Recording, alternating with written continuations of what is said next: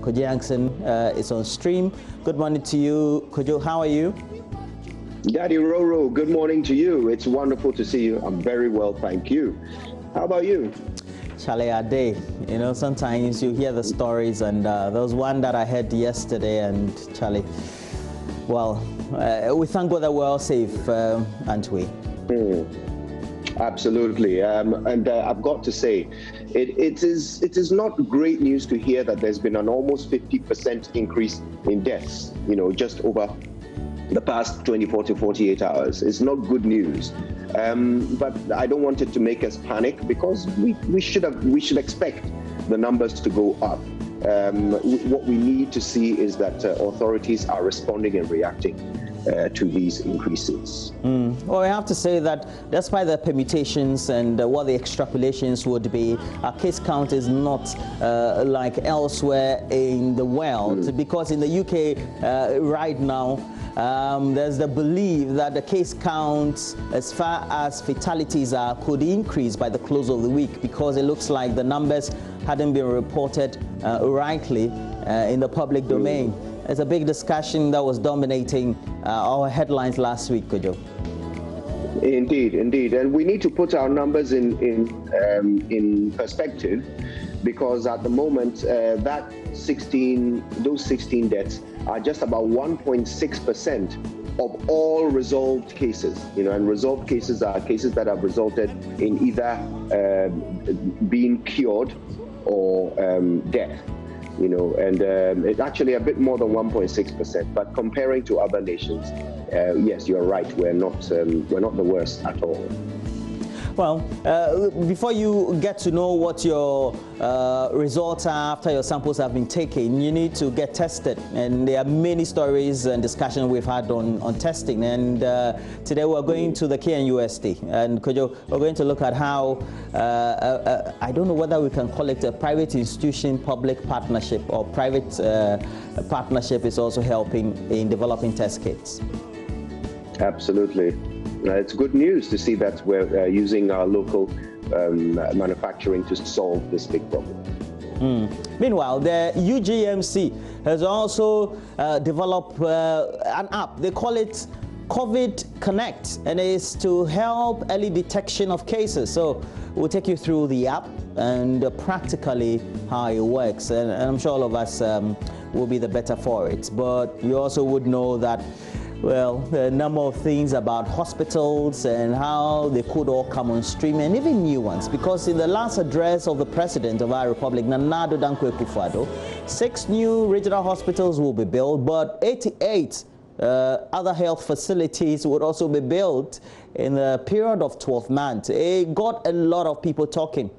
Well, we decided to have a cursory look at some of these abandoned projects, but this time focusing in others in the Ashanti region. So we're in Ashanti today. We're looking at the Kumewu Hospital that is on the lock and key in the bushes, and just following, but talking about all the things that you need to know. We have to motivate you. Kojo is also ready with the latest motivational message. Please take it over.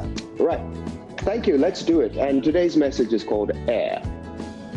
Socrates, the great philosopher, was sitting under a tree, sunning himself after a huge meal, when a young man approached him.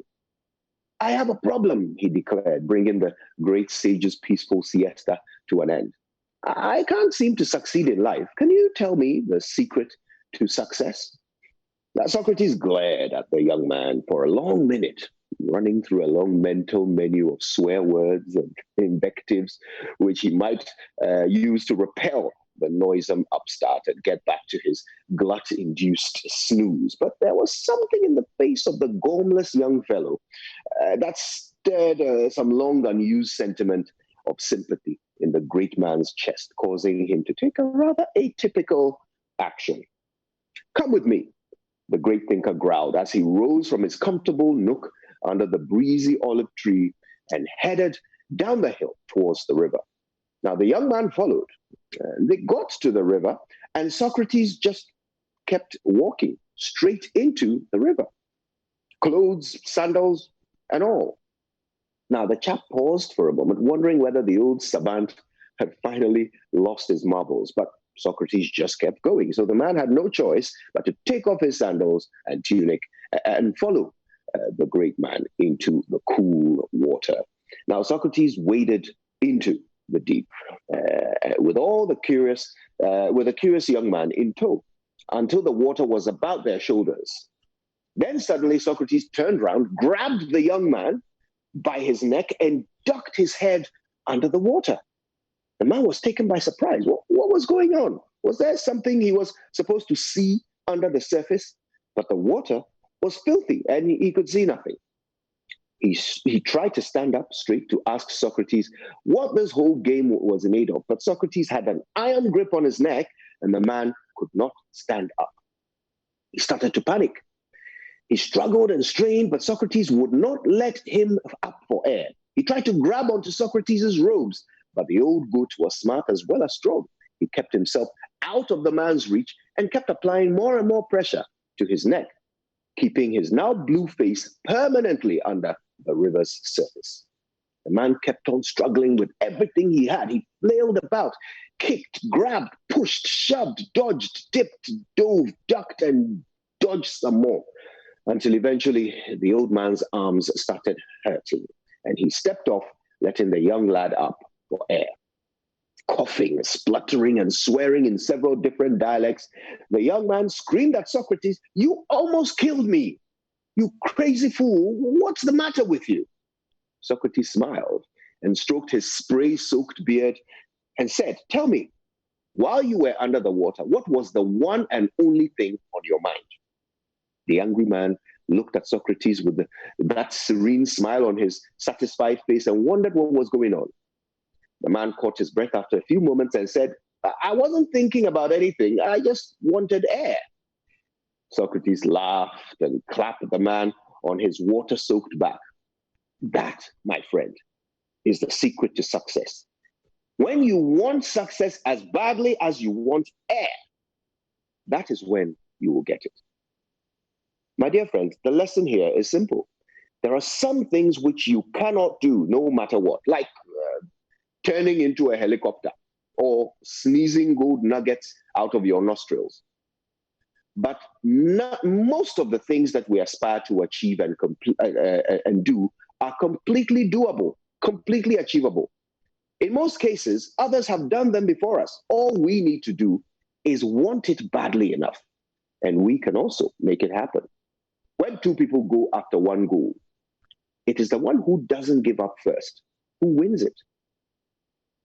Your dreams are exactly the same. If you want them bad enough and you're willing to stay up as long as possible, learn as much as possible, work as hard as possible to achieve them, you will. So take another look at where you are in life. Do you wonder why things are not going well? Does it feel like you just can't get ahead? Or perhaps it's because you don't really want to. Maybe you don't want it enough, but the minute you start wanting it like you want air, that's when you're going to get it, because there's nothing you won't do to achieve it. My name is Kojo Yankson, and until I breathe the air above the surface, I will never stop fighting. Good morning, Ghana.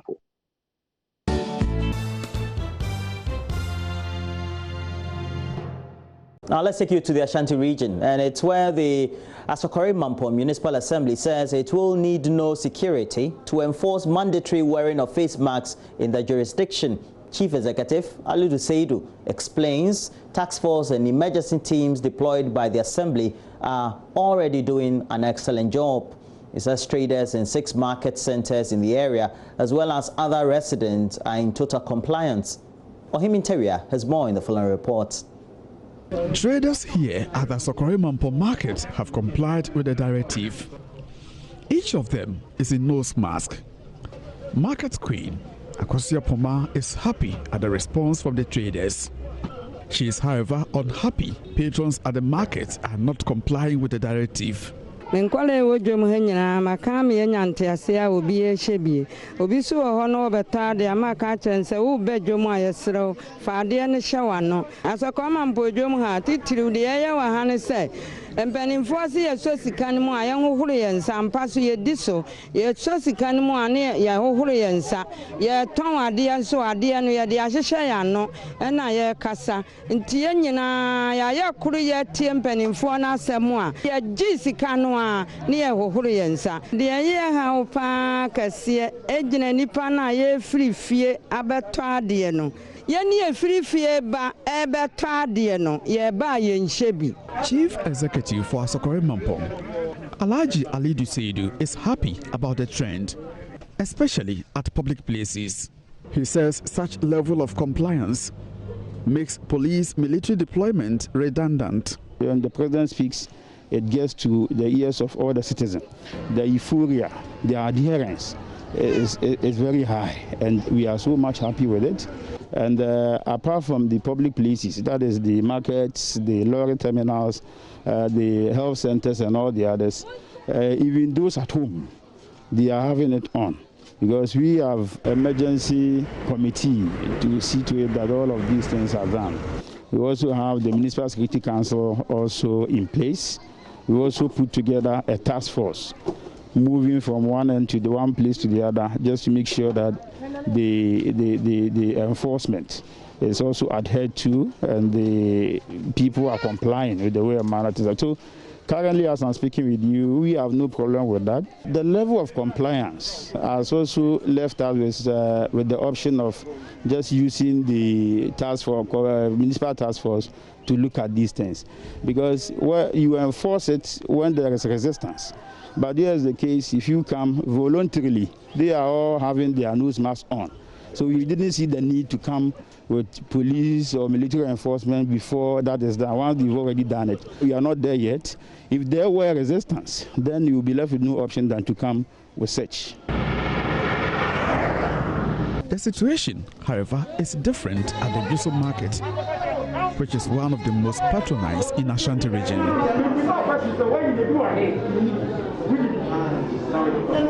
Leadership of the Market Association is enforcing no mask, no entry directive at the facility. Only traders and other members of the public in nose mask are admitted, but it comes with a challenge: lack of public support. Kofi Asante is the secretary to the Ejoso Market Association. If you don't have it, you can't enter Ejoso Market. Immediately we see that fellow, we walk him out, we question him. Why is it? If he's not having it, then he cannot enter the market. He needs to go back and have it before he can enter. It's not easy because they see you as part of them.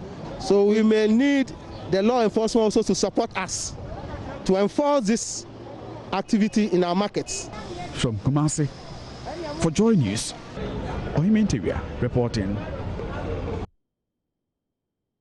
Well, it's not only residents in Kumasi who tend to patronize domestic airlines, but those also in Accra and Kanterai. And talking about that, domestic airlines could resume operations sometime this week after they cease operations as part of measures to control the spread of coronavirus. Now, speaking during disinfection exercise that took place at the airport, the Minister for Aviation, Joseph Ada, stated it is also possible for permission to be granted to foreign embassies that want to evacuate their personnel and citizens from Ghana as a result of the pandemic. Maxwell Agbagba has more. The disinfection exercise here at the Kotoka International Airport also happened in other 3 airports, Tamale, Kumasi and Takoradi airports. It lasted for about 8 hours. Among some of the places disinfected were the tarmac, the car park, the VIP lounge, some hangars at the airports, the cargo area, and the shops at the KIA. We thought that the disinfectant being used as chlorine, just like what was used in disinfecting our market. When we spoke to the head of the disinfection team at Zoom Lion, he told us that it is important for them to disinfect the airport because the airport is more or less like the entry point, and you know that our first 2 cases were imported cases. The entry point of where the COVID-19 came from is being disinfected and cleared so that nobody will have a contamination again unless another person comes in with a virus. So we have met here to be able to do it perfectly. We are liaising with Ghana Airport to put up a pragmatic plan. There are some areas that need to be disinfected on daily basis. Okay. As the janitors clean, they must have those kind of chemicals to mix with their water or their detergent that they use, so that it will also serve as a spot check on daily basis. We met the aviation minister. When we spoke to him, he said that it is important that this is done regularly, and after this exercise it will become a regular feature of the airport. We were also trying to find out from him how much we've lost as a country as a result of the closure. The most important thing is to get it done well now, for us to be able to commence flights again. But I think there's a program to do it periodically. As to how often it will be done, whether it's going to be done every other month or every quarter, I'm not so sure.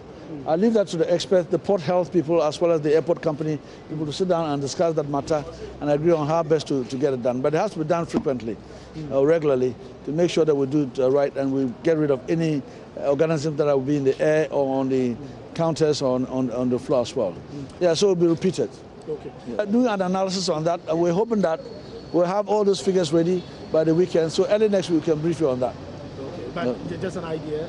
Well, you have to engage the number of tickets and the sales and the total revenue and look at all of that that's gone away. So I can't give you the numbers now. How is the aviation sector hit by this pandemic? Ghana? That question I should ask you. How do you see it? We have no flights coming. We are nearly down to zero. So really it's hit badly. It's hit badly. But we'll give you all the details later on. The aviation minister, Joseph Kofi Adda, also stated the country's domestic flights could start operations this week. We're particularly doing this because we want to start the domestic flights first. We're hoping that after today and tomorrow, they'll be mopping up by the airport company and port health, and then soon thereafter, we'll see what else needs to be done. Perhaps getting towards the weekend, we'll now begin the domestic flights. But it is possible that permission will be granted to foreign embassies who want to evacuate their personnel, as we've been doing. As and when they get the permission and bring their personnel here, the airport company will do what they normally do to ensure that the right thing is done to get them out of the country.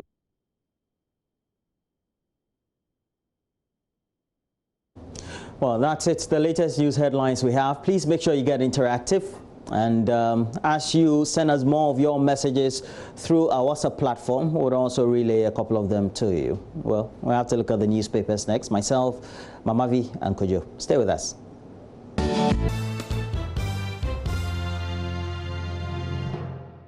Well, so we have to do the newspapers now, and Kojo is already on standby, but of course I have to introduce Mamavi for you. Mamavi, good morning to you. Well, good morning. How are you? Chalade. Hi, Kojo. Hey, Mama BZ. Okay. How you doing? All right. Well. So, Kojo, you do the right. Ghanaian Times. Headmaster Roland. Right. You do the Daily Guide. Okay. And then you do the Statesman. I'm on board. Ghanaian Times, Daily Guide, and Statesman. Yes. You want me to start? No, trouble. But don't rush. Matter. Coronavirus a day. Relax. Then, Mamavi, you do the Daily Graphic. Oh, don't worry, viewers, about what we're doing. It's just for you to get to know how the work is done. Headmaster Roland, yes, I'll do the graphic. Then you do the New Crusading Guide. Yes, sir. You do the Publisher as well. Yes, boss. And then you do the Go Straight Business. Okay. All right. Shall we? Yes, start. All right. Mamavi, so start. Okay, so Kojo, by the powers conferred on me by the headmaster, here we go with the Daily Graphic newspaper by way of what's in the front page, back page headline. The Daily Graphic newspaper today addressed potential food insecurity. NDPC urges government.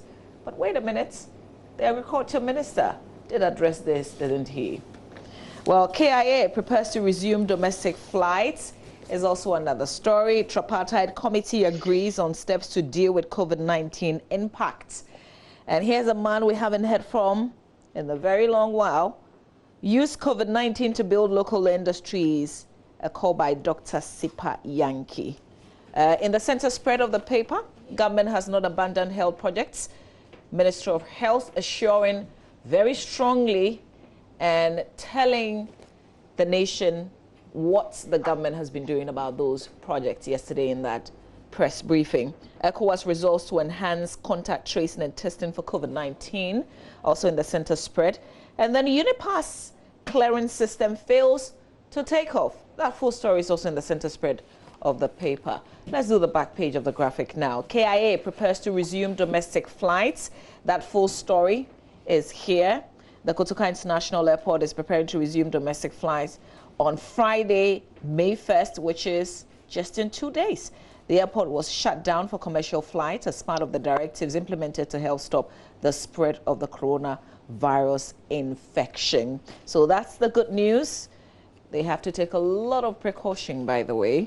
Also, government taking steps to promote agro-processing. According to the agriculture minister, the government has identified agro-processing as a major driver of the agricultural transformation of the country, occasioned by the Planting for Food and Jobs program.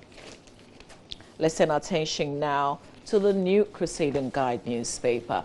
On the front page, GRA begins ICUMS and at ports for imports and export transactions. Arrest Sam George Group demands massive disinfection exercise at Kotoka International Airport and 3 others. Muslim community donates 130,000 cedis to COVID-19 National Trust Fund. All right, the Ghanaian Publisher now. Arrest and prosecute lawless Sam George Group urges police. On COVID-19, ADB donates PPE to Noguchi. Muslims donate 130,000 Ghana cedis to COVID-19 fund. Scientists are baffled by the low rates of coronavirus among smokers.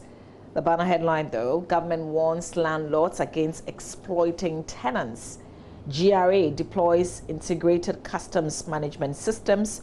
GCNet, West Blue to be phased out end of next month. And the last paper I will do, the Gold Street Business. Front page of the Gold Street Business, Bank of Ghana warns of imminent inflationary risk, supply disruption, fiscal pressure risk to push inflation upward.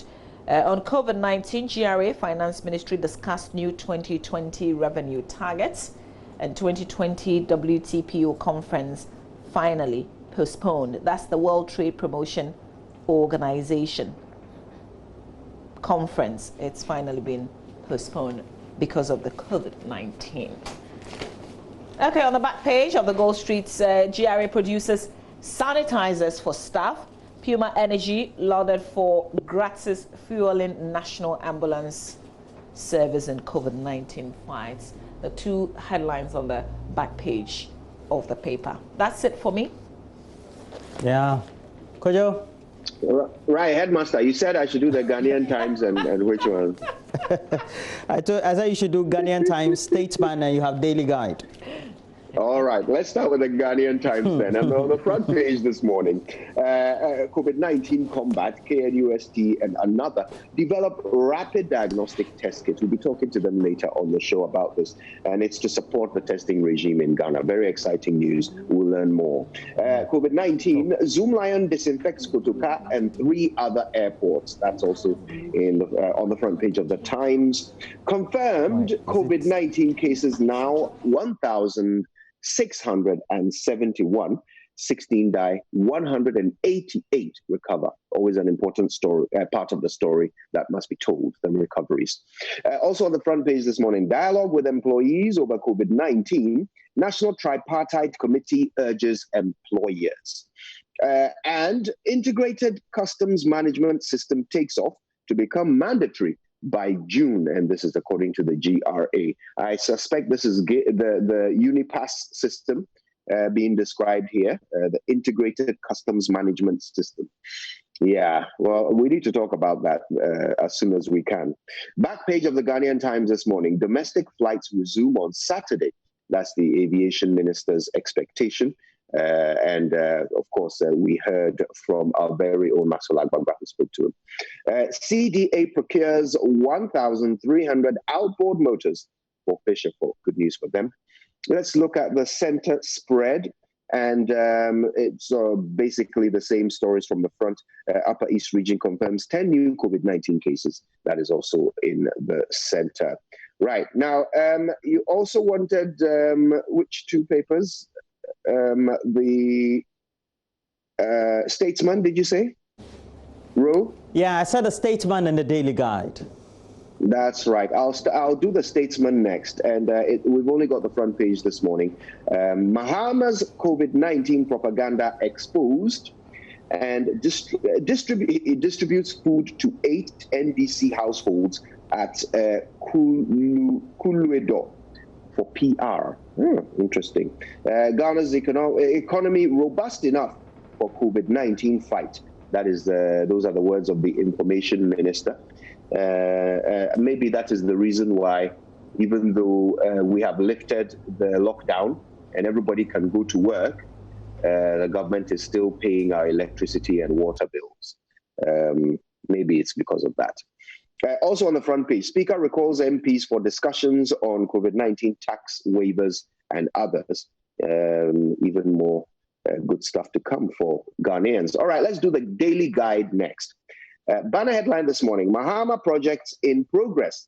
That's according to the health minister. His picture accompanies that banner headline this morning. Kill me if you have powers, Ken mocks Obinim. And it looks like the Daily Guide is going deep with the Kennedy Japan stuff with Obinim. Okay, Zoomlion disinfects Kotoka and COVID-19 kills 16.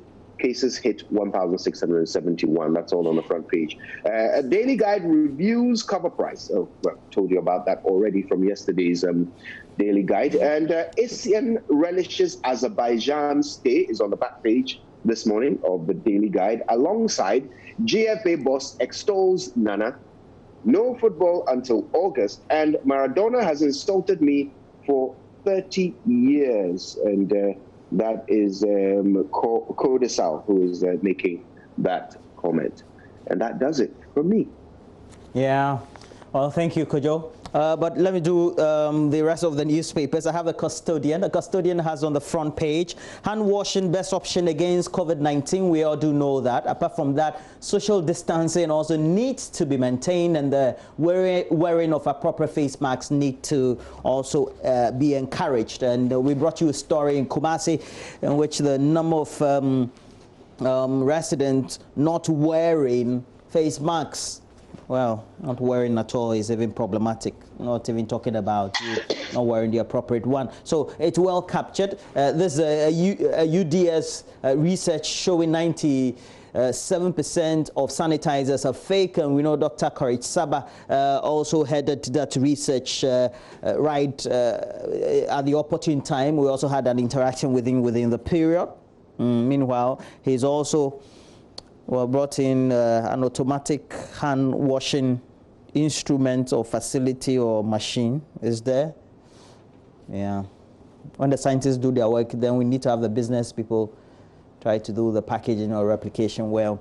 We have robust economy to fight COVID-19 upon Chroma, and this is couched from that live interaction, the latest of the briefing from the government COVID team, and the story attributed to the Minister for Information, usually always moderating those sessions. Government warns opportunistic landlords again from same event. Meanwhile, down there we have COVID-19 MPs or pulled MPs to Parliament again. Well, there was sermon again, so I have to go as quickly as possible. But they're actually resuming. Of course. So this is the first meeting of the 4th session. Yeah.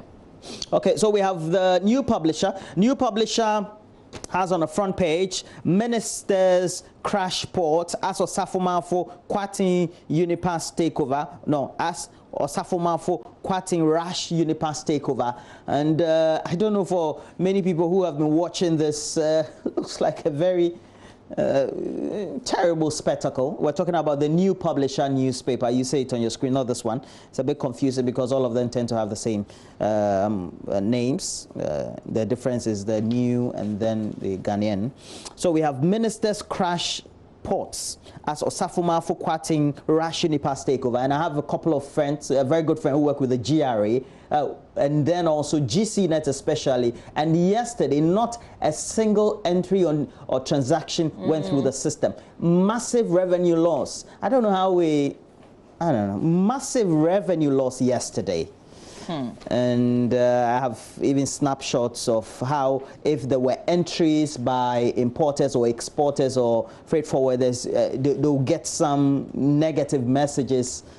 And I don't know. And we're told this was as a result of a directive by the senior minister asking some 5 companies to submit sovereign data, which they have in their custody, to his office by the close of work yesterday. Well. Okay, so we have other story. Arrest Sam George over EC meeting invasion. There's a group led by Deputy General Secretary of the PNC, or former one, or youth, okay, so they're calling for the head of Sam George. But let's go to the Chronicle, the last paper. It says government agrees to pay off GCNet. And it's a question they're asking. And we know that it's at the heart of all this, what we're witnessing currently at the port. Minister shreds NDC argument on 88 hospitals. Police bust national security officers for gold robbery. Arrest NDC invaders of EC workshop. And the story has called on James Opombueno, and the group is led by Atik Mohammed, Executive Secretary. They are called the Mass Action Committee. Mass Action Committee. All right, I'm done. All right. Do we have dispatch? Any picks real quick? Otherwise, we'll do mychonline.com. Kojo? Oh, okay, let's do the dispatch. Yeah. Let me do the dispatch. Kojo. Let me do that dispatch. I couldn't hear you guys. Yeah, are you with me now? I was struggling to hear you. Yes, but we've got one last headline to do. One last headline to do, which is the Daily Dispatch. Okay. Go ahead, Roland. Okay, so on the front page of the Dispatch, we have updates on Ghana's COVID or coronavirus situation. And it says total number of cases, again recounting what the number of cases are, 1,671, total recoveries 188, deaths 16. I'm talking about COVID. Mustafa Hamid is speaking on COVID-19 and the communal spirit of Islam. And we know that they are into the 6th day of the Ramadan. Yeah, the end of the period. We'll eat some good food. But the journey is good. It's the... You're done? It's the Eid al-Adha that I look forward to. Are you done? Abu Jinapo is facilitating X-ray machine for the Damanko Hospital. And we do know why he's doing a lot of work for Damanko. He's contesting, isn't he? Yeah.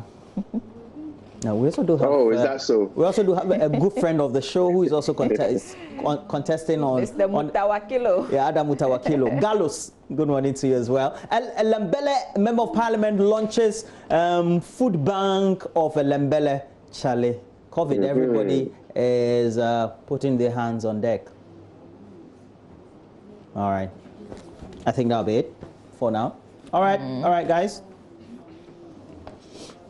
All right, so guys, should we talk very quickly about the numbers? You know, just a general point that I'm noticing about the new numbers since the update yesterday.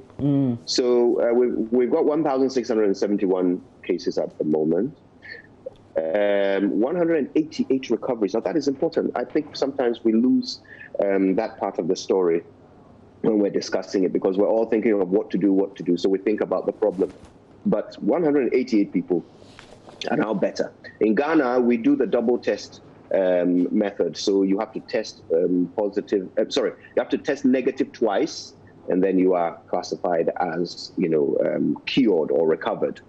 And there are quite a number of people at the moment who are waiting for their second negative test so that they can also be added to the recovered number. So there is some hope there. The distribution across the country is worrying, but, well, it is not unexpected. The thing I want us to pay attention to is the death rate. So now we have 16, which means that in the past 24, 48 hours, we have basically added another 50% because it was about 11 deaths. Now we're at 16. So we've added almost 50% to the number. Now, it's still a low number, 16, you know.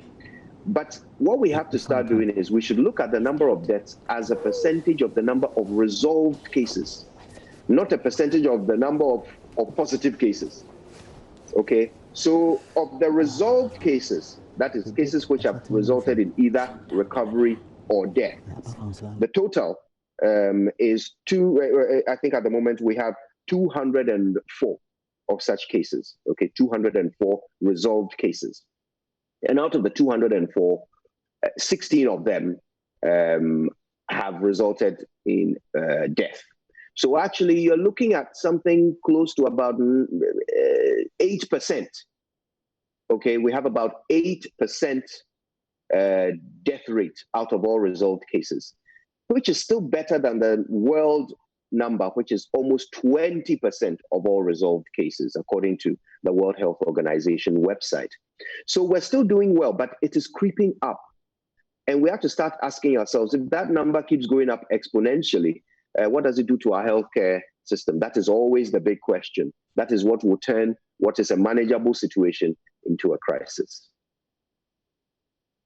And like I said earlier, it looks like if we have to fairly benchmark this with what other countries are doing, not only on the continent but worldwide, it looks like we're doing fairly well, if not well. And then also, I think that Africa and for most of the countries on the continent had hindsight. The cases had traveled from China, Asia, and then through Europe and the Middle East. And so by the time they started trickling in, well, for those on the continent that could act fast enough, they are able to do what was needful.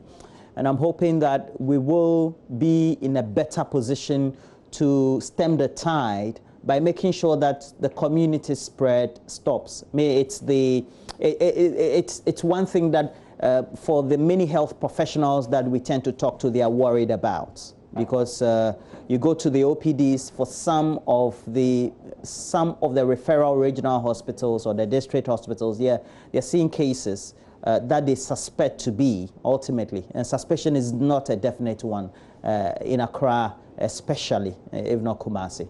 So we're hoping that ultimately we'll come to an end to this, and we'll resume some normalcy.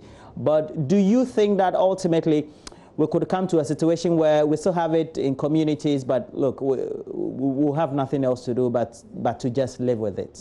I think that's what the scientific community is predicting, Kojo. Yeah, you see, I think there is a bit of gambling going on. We've looked at the fact that so far, the effect of the virus on us seems to be less than the effect on people in other parts of the world. So the death rate in Italy, Spain, America, Hong Kong, South Korea, those numbers are high compared to us. So I think we've kind of come to a conclusion already. Okay. Even though we are only about 8 weeks into this crisis, we've come to a conclusion that we are doing better. You know, that it will not affect us as badly as it has affected others. So based on that, we've kind of come to the conclusion that, look, if we even allow people to go around and the infection rates go up, more people will recover. So in the end, the effect will not be so bad. In fact, if more people recover, then that means we have even more people with immunity. All right, so that we can then go about our business. So yes, even though there might be pockets of it around the country, we can still go about our business because more have recovered. The problem is that we don't know if we have enough data to draw such a conclusion. We don't know if we have had enough, information coming in. We have tested enough people to draw the conclusion that, yeah, we will be fine. Even if we have increased numbers, majority will recover, so we'll be fine. We don't yet know if that is accurate. If we are looking at what I described, about 8% of all resolved cases ending in death. Okay. That number could creep up, so we really do need to examine that. All right, let's turn our attention now to myjoyonline.com with the 2 minutes that we have. Hopefully we can share a little bit with you before we go on My Joy Online. 121 more COVID-19 cases push Ghana's tally to 1,671 with 188 recoveries. Koa Heba Center urged to collaborate with FDA to deal with contamination. Ashesi ranked first in Ghana, 9th in Africa in 2020 Times Higher Education Impact ranking. Parliament resumes Thursday, April 30, that's tomorrow. 2 runaway COVID-19 patients in Old Fadama and Tamale found, according to the Ghana Health Service. U.S. coronavirus cases surpassed 1 million as projections show deaths could rise in the coming weeks. And then Ghana records 5 more COVID-19 deaths. Total now 16. Breakthrough as Ghana researchers develop rapid diagnostic testing for COVID-19. And Lands Minister files 10 million Ghana cedis defamation lawsuit against ASEPA. Interested in any of the stories? You can log on to myjournline.com. There's a breaking news story that also breaks my heart because this is a man that we all loved. If you enjoyed Slumdog Millionaire and Jurassic Park, then you know this man that I'm about to talk about. We're just getting the news from the BBC that he's died. That's Irfan Khan, known internationally for roles in Slumdog Millionaire and Jurassic Park. Dies at the age of 53. That's absolutely heartbreaking. And for a lover of Hindi movies or Indian movies, I really will miss many of his movies. There's a particular one that is not too popular around here, but it's called Lunchbox. Yeah, it's very beautiful, very bizarre or surreal movie. There are people tweeting. Yes, Kojo, you wanted to say something. I was just going to say, Irfan Khan is one of the Indian film stars who has crossed over into Hollywood very successfully. Exactly. Apart from Jurassic Park, he was also in the movie with Tom Hanks from the book he did Angels and Demons. No, you know, the Da Vinci Code, Angels and Demons, Inferno. Inferno is the one I'm thinking about. That was a very high-grossing movie. He was also in it, as well as The Life of Pi. And many other very big Hollywood productions. He will be missed by many. He had a wonderful speaking voice and those droopy eyes. Oh, goodness. Yeah, we'll bring you a lot more in show business later in this morning. Right now, though, we have to bring you sports. There are 2 leagues in France that have suspended. Well, they actually ended those leagues. What is the Ghana situation, the Africa situation? Benedict has got details of that. Stay with us.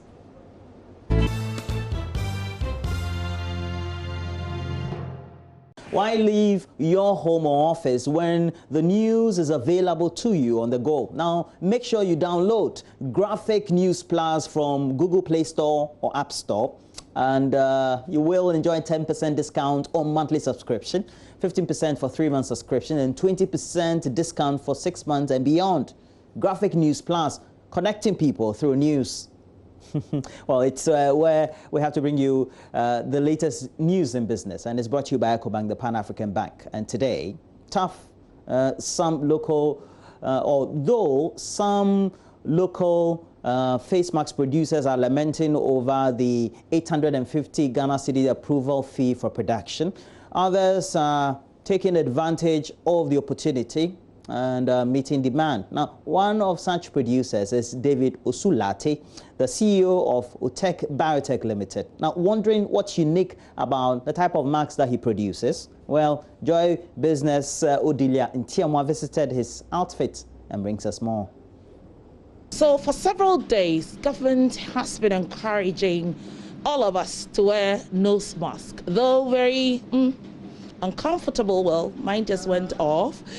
I must say that the FDA is interested in us getting the masks that actually work to really prevent COVID from getting to you. Well, I got this for 5 cedis, and it's virtually like just cloth. But the FDA has come with some specifications, and so far I gather that about 10 companies have been certified. I am here at the workstation of Otto Biotech, and we're coming to be delving into the issues with the CEO of the company. He is David Osute, and he will be giving us more details as to what it really means to be certified by the FDA. Does it really matter or not? How expensive is it? And can everybody afford it? So, David, you're hiding behind the cameraman. Come on out. Nice meeting you. Thank you. Social distancing, especially when my mind is off. Of course. I want to find out from you exactly what did the FDA say you had done right? Well, we sent samples to the FDA, and we didn't actually get it right the first time. We sent different samples, and they advised us as to the kinds of filters they actually need. Okay, the kinds of filters lab has actually approved to be used. So we had to then go back and make some changes and bring it back again. So it took some time. It would have been short, but because of the changes we had to make, it took some time. But then we got approval, and then we started sales. Okay, we started sales. Okay, now the one that I'm wearing, I want you to examine it. Okay. So that if it's not the right one, you'll give me one of yours for the meantime. Okay,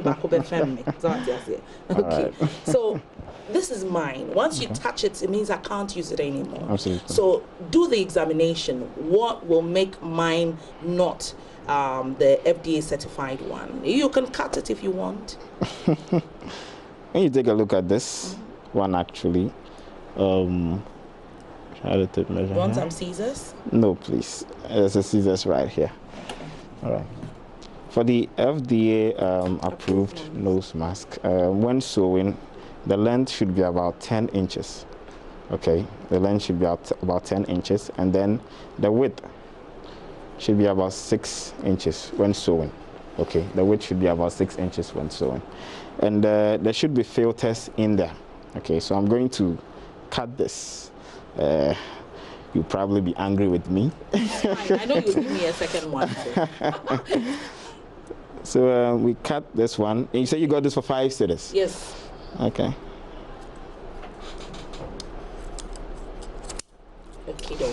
Okay.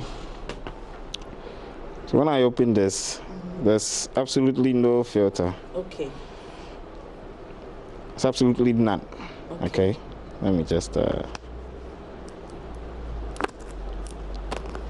There's absolutely no filter in there. Okay. So it doesn't give you the amount of protection you need against the virus. Okay, it doesn't give you the amount of protection you need. So the inner layer is absolutely like the outer layer. That's right. So this doesn't give you the amount of protection you actually need. But then when we take a look at one of the masks we are making here. Okay. This is the K3. Okay, this is the K3. When I cut the K3, inside the K3 are filters. Okay, you have 2 layers of them in there. This is stiff material. Okay. Is it a particular stiff material or just any stiff material? This is medium-sized stiff material. We have types. Medium size is preferable because it's breathable. Okay, we are trying to protect people against the virus, but we also want people to easily breathe. Yeah. Exactly, you get it. So there's 2-layer stiff material. Okay. So when you're doing the packaging and sending it out, you have a place where you have put FDA certified so that people can tell that yours is actually coming from the FDA? Absolutely. The packaging process after it's been sold, okay, we actually sterilize them before. So after we've sold them, okay, we have to sterilize them. Each one goes through 2-stage sterilization. Okay, so when I open this, then we have some samples in there, and I go in sterilization. Over here, we have about 8 samples being sterilized. So after they've been specifically, what are you doing? Trying to sterilize them? We are trying to you've handled them while sewing, exactly, and you want to make sure that it's absolutely safe. Exactly, because you don't know the kinds of pathogens, bacteria, or viruses that have been transmitted during sewing or even during when we were acquiring the materials. You never know. So and we try to. You even touched mine and you've gone back to the sterilization. Exactly. You get it. So we have to sterilize them thoroughly, and then after the first stage sterilization, they go to second stage sterilization. So each mask is sterilized twice before we distribute it. Okay. Yeah. So the question is still not answered. Okay. The packaging, do you put FDA certified somewhere? We have, when it's completed, this is how it's packaged, please.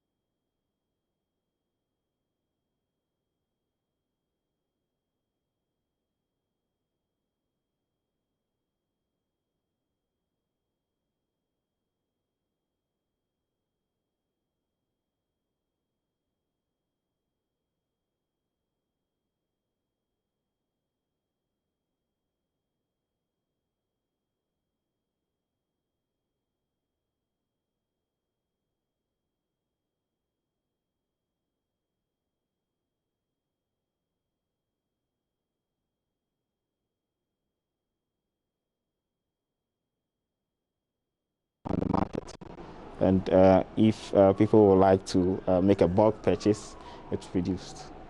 The reason being, we want everyone to be able to afford it. We want everyone to be able to afford it. That is why it's costing that cheap. Exactly. That cheap, yeah. However, the one I'm wearing, this is the K1. This was designed just recently, about 3 days ago. This is the K1, and we will have it on the market latest by next week. We'll have the K1 on the market. This. Okay. Why do you call them K1 and K3? That's my next question. Okay. We are trying to one. It helps us. Okay. When people call us, we don't want them saying we want the one that looks like Ninja. We don't want them saying that. We want them to say they want K1 and we know what they mean. When they say K3, we know what they mean. K1, for instance. K1 was designed, as I mentioned earlier, about 3 days ago. So we are yet to settle on the price. Yeah, price this one. Should be available latest by next week. When you take K2, K2 actually costs 12 cedis.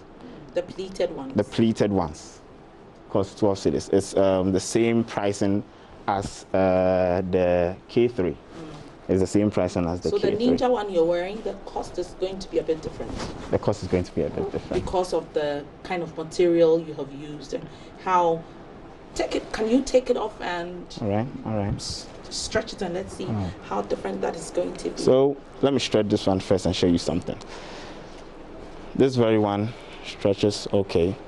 We faced some problems with people. We've had complaints where people purchase masks and then they want to try everything you are holding. Okay, if you have 20, they want to try it all and know that it actually fits them. Okay. But with the FDA specifications, it limits that kind of attitude and all that. You cannot try it. Exactly, you cannot try it. But the K1 is different in the sense that it actually stretches. It actually stretches. You get it. It actually stretches. This can fit almost anybody. So it makes us fix the age gap problem. Because when clients call, they have to specify who the mask is going to. Okay, let me wear this, please. Yeah, and of course, I'm not wearing one right now because you cut mine, and the one you're supposed to give me is under sterilization, so that everybody gets it out there, that I'm being compliant. Yes, so my next issue is, once it is cloth, and it can get dirty, and this one you don't discard immediately. Tell us, can I wash it? Can I reuse it? When it comes to any of the masks we have, maybe we can walk and see the rest of your products. Yeah. When it comes to the reusability, with this one, it's because of the stiff material in there. It allows for it to be reused. Okay. All you do is you can wash it with our detergent home detergent. You can wash it with it, and it should very much kill or inactivate the pathogens. How many have you produced so far? So far, counting the numbers, I would say over 1,000. Over 1,000, and we have running projects, current projects. We have over 10,000 under production right now. Okay. Yes. Have you been contacted by anybody to produce for them in large volumes, especially from the health sector, from companies, or where? We've received calls. We've received calls from people for residential use, companies. Okay, but then with the calls that come, we decided to go bulk purchases. So to enable distribution of the mass to reach some people, because if we want to sell them singular, we wouldn't be able to reach everybody. Okay, not to talk about the cases in Kumasi and other regions, and we are situated here in Accra. We receive calls from other regions, and not all the time that we are able to meet their requests. So we decided to triple supply every 2 days, so we can meet the demand. We even receive calls from outside, the Western people. They like what they see, they like the designs, they like the style, they like the fact that it's FDA approved and it has filters in it. They like it. Yeah. So I think that will be it. Thank you very much. I think now we can shake properly. Wow, that's the COVID elbow shake. Yes. Yeah. Very educative and a good interaction. Odilia Ntiamwa of our business decks bringing to us the latest from the business team. We hope that you enjoyed it. But we'll move on to the next interaction, because you know that at the forefront of all this is to make sure that all of us get to know our status ultimately, if that was possible. And talking about innovation, KNUST and then a private firm called INCAS, they've developed a test kit, and it's supposed to aid in rapid testing of samples. It's very innovative, considering what they've been saying. They've reduced the time span for coming out after the testing period of results. We hope that this interaction that Kojo is going to have would also give us more insights, and that is up next.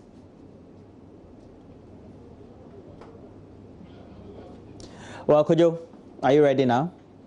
Yes, absolutely. When you said up next, you made me think we were going for a commercial. Okay, Ro, thank you for that. Thank you so much. Now, you can see this lovely lady next to me. This is Dr. Augustina Silverkin. She works at KCCR, and she's a member of the team that developed this new testing kit alongside the private diagnostic firm INCAS. INCAS Diagnostics. All happened in Kumasi, which makes me very, very proud, But the reason why I'm particularly excited to speak to Dr. Silverkin is because she's my childhood friend. I've known her since I was a kid. Dr. Silverkin, thank you so much for making the time to speak with us. And congratulations to you and your team. Thank you very much, Kojo. Thank you. So let's start at the beginning. You've developed a new kit. Tell us about it. So a very good morning to your cherished viewers and your listeners. So just for all of us to know that we facilitated, so to say, in the development of this kit together with INCAS and obviously KNUST. We are all excited about this development. It was led by the CEO of INCAS, a very young, vibrant man, and I'm sure one of the days you get the chance to meet up with him. So this is a rapid diagnostic kit.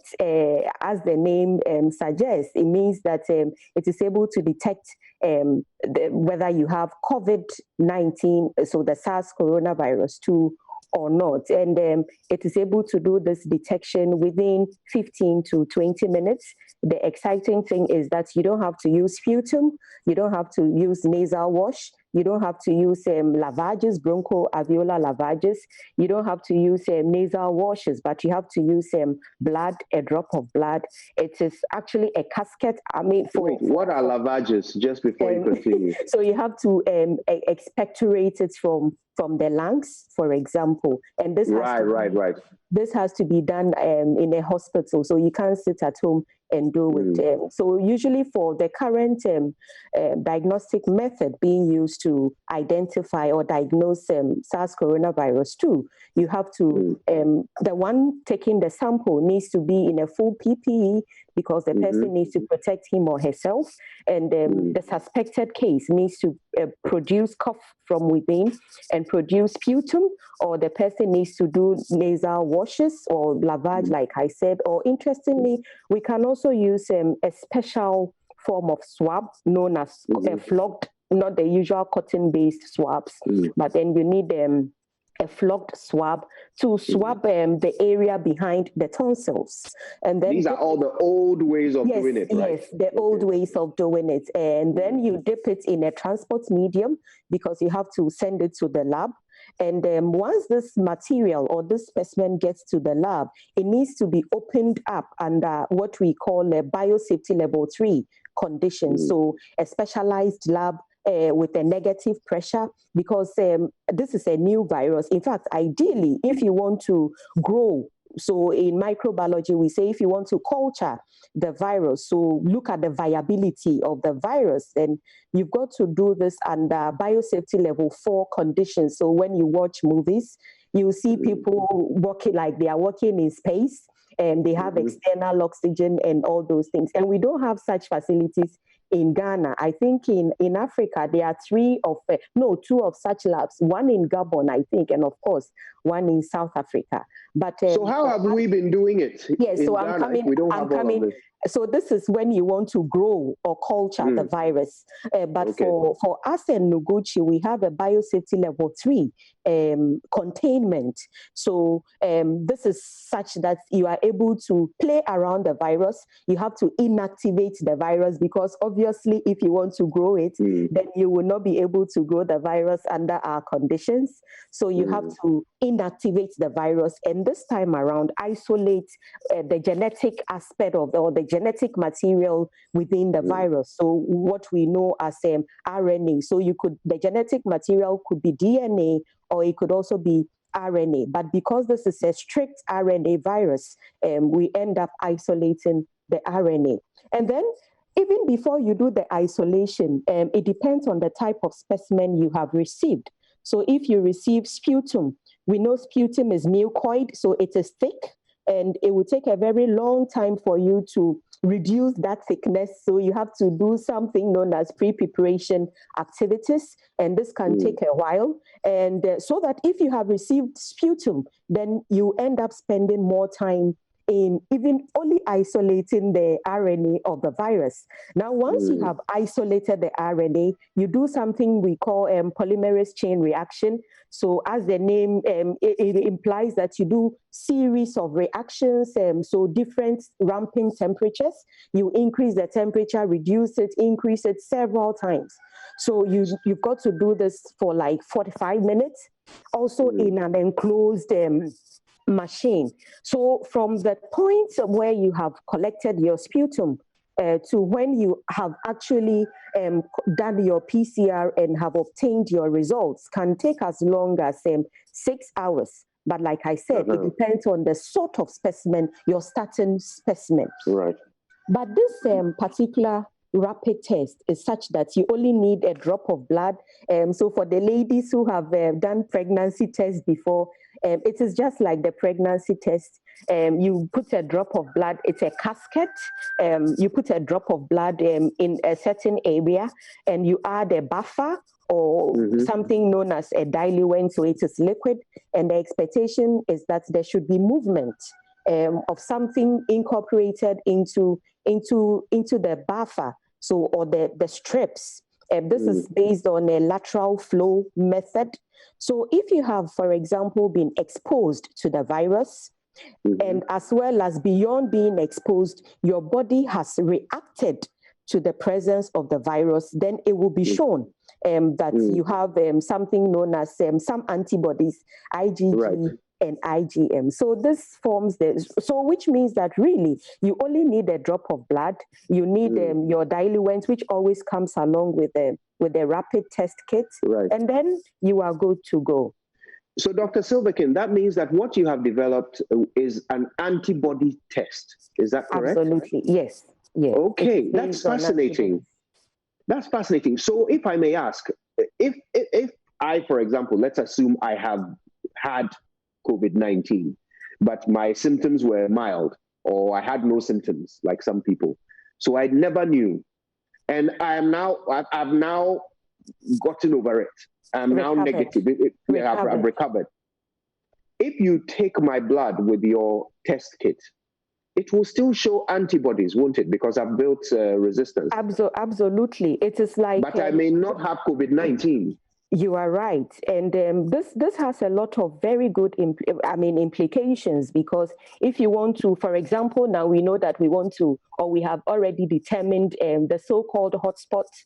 So when you go to the Ghana Health Service website, there's a heat map which shows where the hotspots are, and we know that when they are doing the contact tracing, ideally they need to demarcate an area around the supposedly hotspots.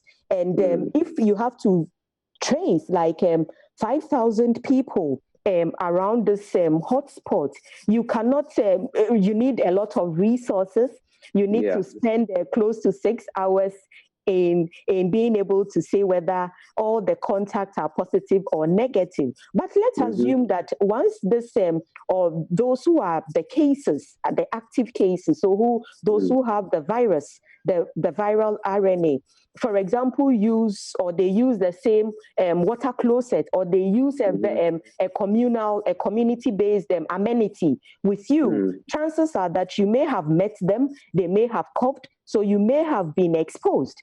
Now, in this case, when we are doing contact tracing, especially for surveillance purposes, then it becomes very important that instead of collecting sputum from 5,000 people, you can just use this rapid test to enable you know the population or the number of people who have been exposed to the virus. It is like walking on the seashore. As you take your steps, you leave footprints. Right, but once you have left these footprints, it doesn't mean that whoever created those footprints, the person is still around, but it gives you an idea that, oh, at least a tiger or an elephant or a human being has appeared in this particular environment. And that makes a lot of sense. Yes, it does. Sorry, go ahead.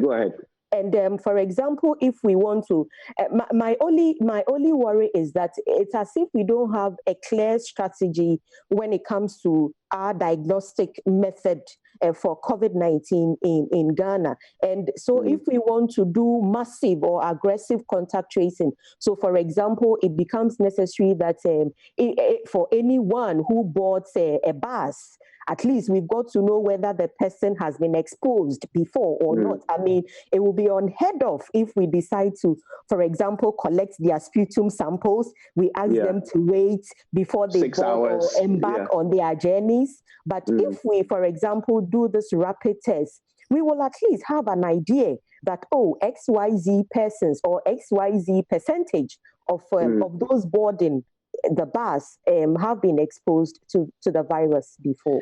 But let me ask you this. So when you were answering my question earlier, you said that what it will do is it will tell you whether I have been exposed. It will not tell you whether I am still positive and still infectious, right? Yes. So if we take the example of people trying to board a bus, and you want to know whether you should let someone board or not, and you test everyone, and a number of them come out positive. What it means is that they've been exposed, but they may not be infectious. Yes, so the kits, like I said, it has IgM and IgG.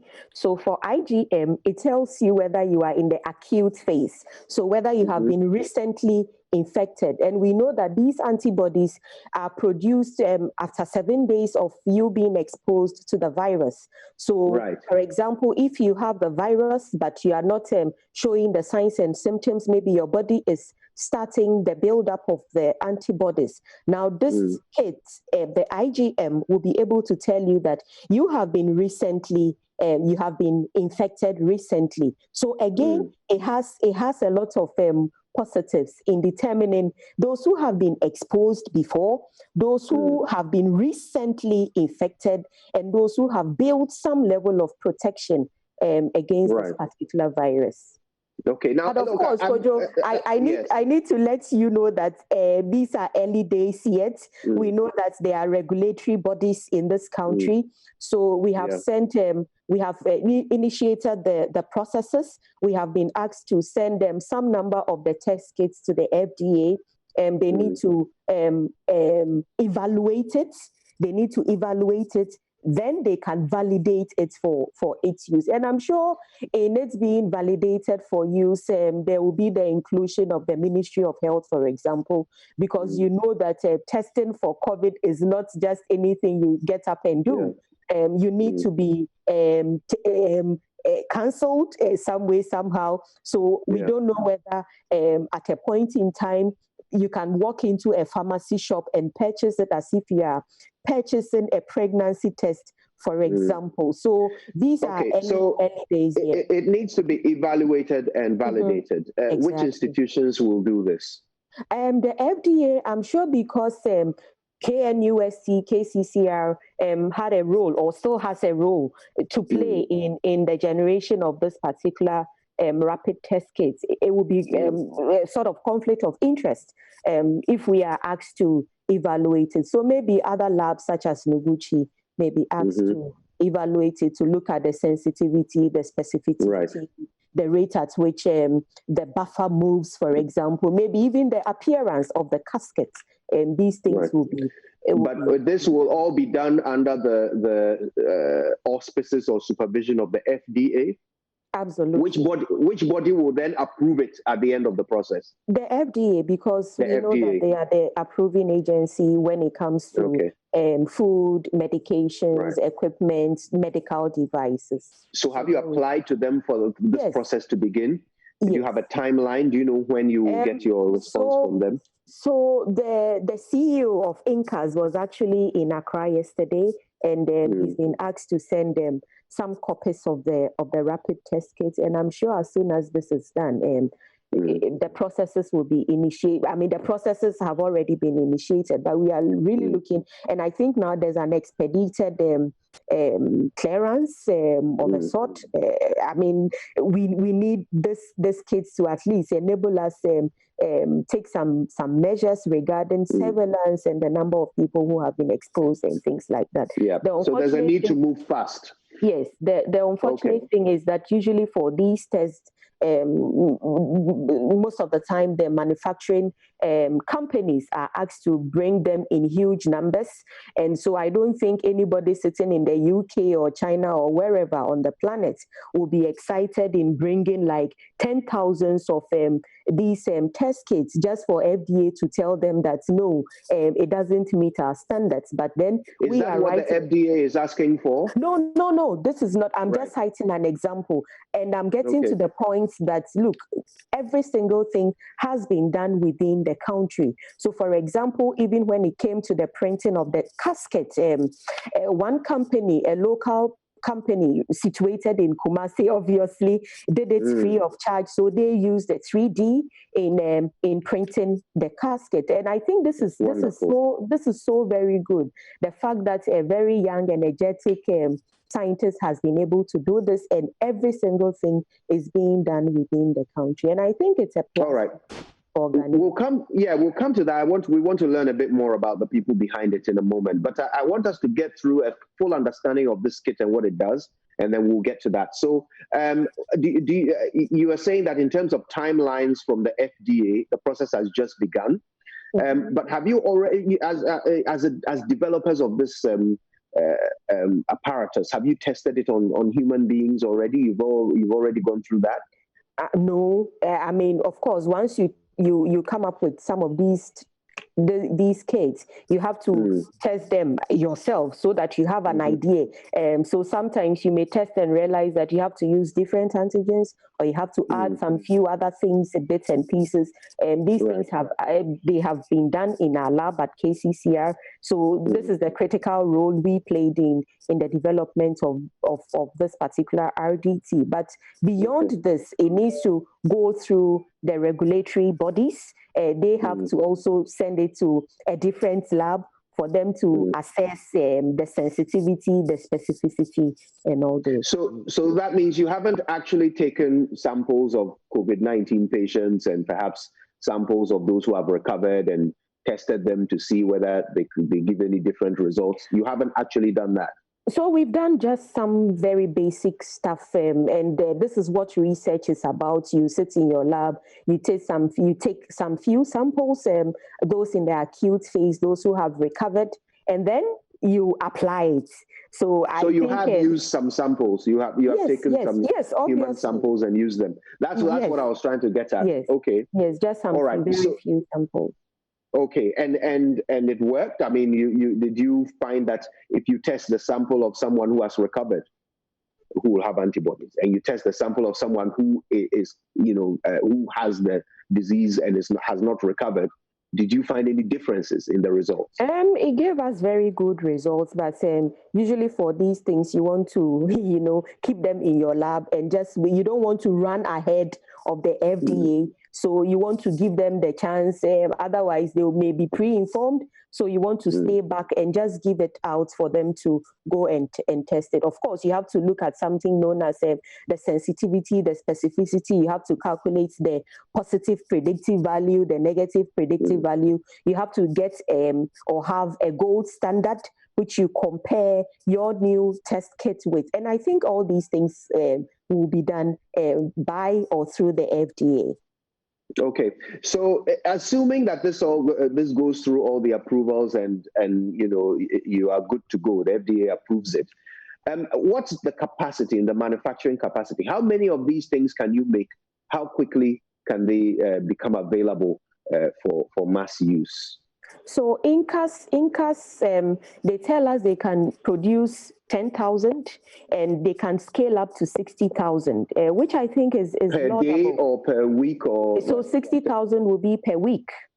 Week. Okay. And I'm sure once it takes off, chances are that they can easily increase in their numbers. And of course, they will definitely also need support from well-meaning Ghanaians to enable them go into the mass production. They already, the interesting thing is that this is actually not the first kit Incas has come up with. They have produced or they have manufactured pregnancy tests. They have a test for syphilis. They have tests for yours and a couple of other rapid tests. So this is something they have been doing.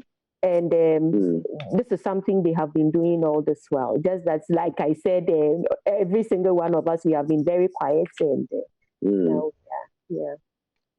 Okay, so you talked about the fact that some parts of this kit was 3D printed. So they used a 3D printer to make the caskets, you said. Tell us about the rest of the kit. What sort of materials go into the manufacturing of it? How scarce are these materials? Are they all, can we locally source them all? Quite a number, but again, the fascinating thing is that this young man developed or processed 3 antigens all by himself.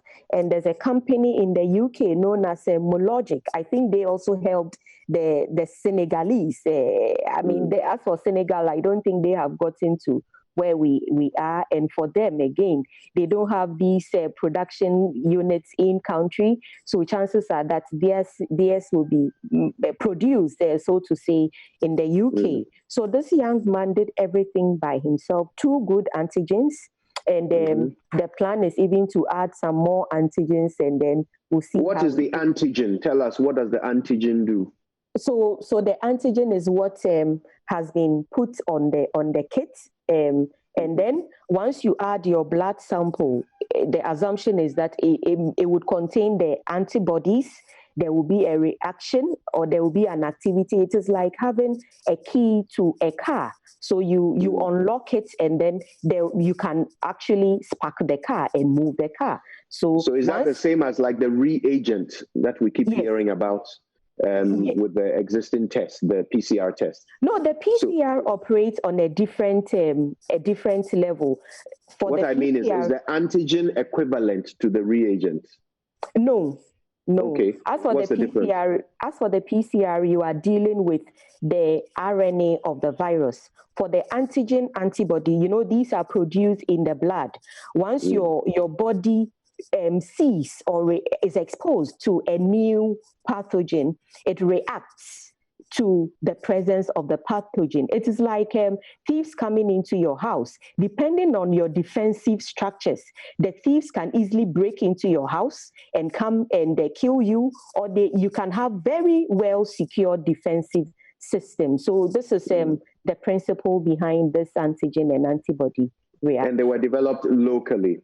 Yes. So is there any part of the test that has to be imported? For now, no. For now, no, because he has developed the antigens in country. The only thing is that Mologic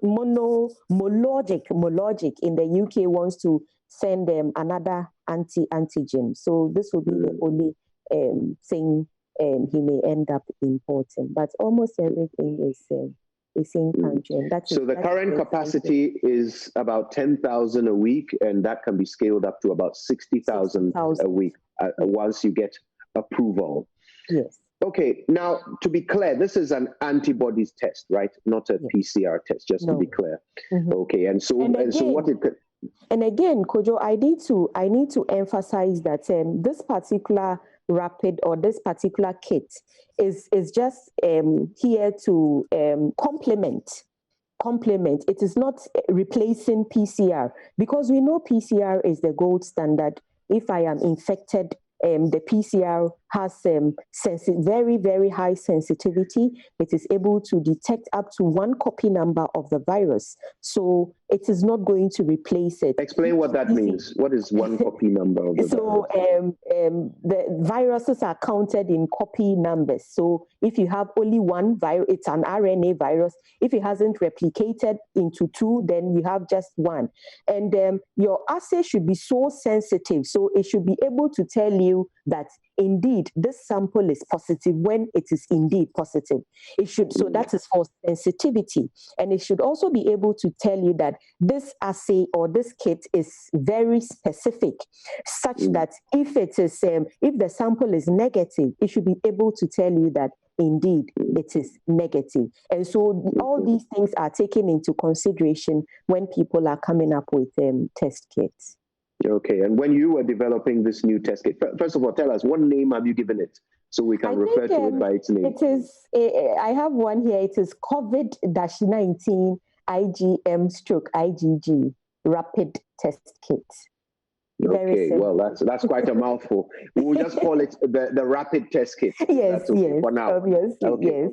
All right. So, in developing this rapid test kit, I mean, what was the sensitivity levels that you at KCCR, along with INCAS, what was the sensitivity levers that you discovered? So, like I said, I don't want to go ahead of the FDA. We don't want to talk about the sensitivities and the specificities. I think we need to allow the FDA to do its work. You feel like if you mention these things, it will sort of prejudice their work? Yes. Prejudice their work? Okay.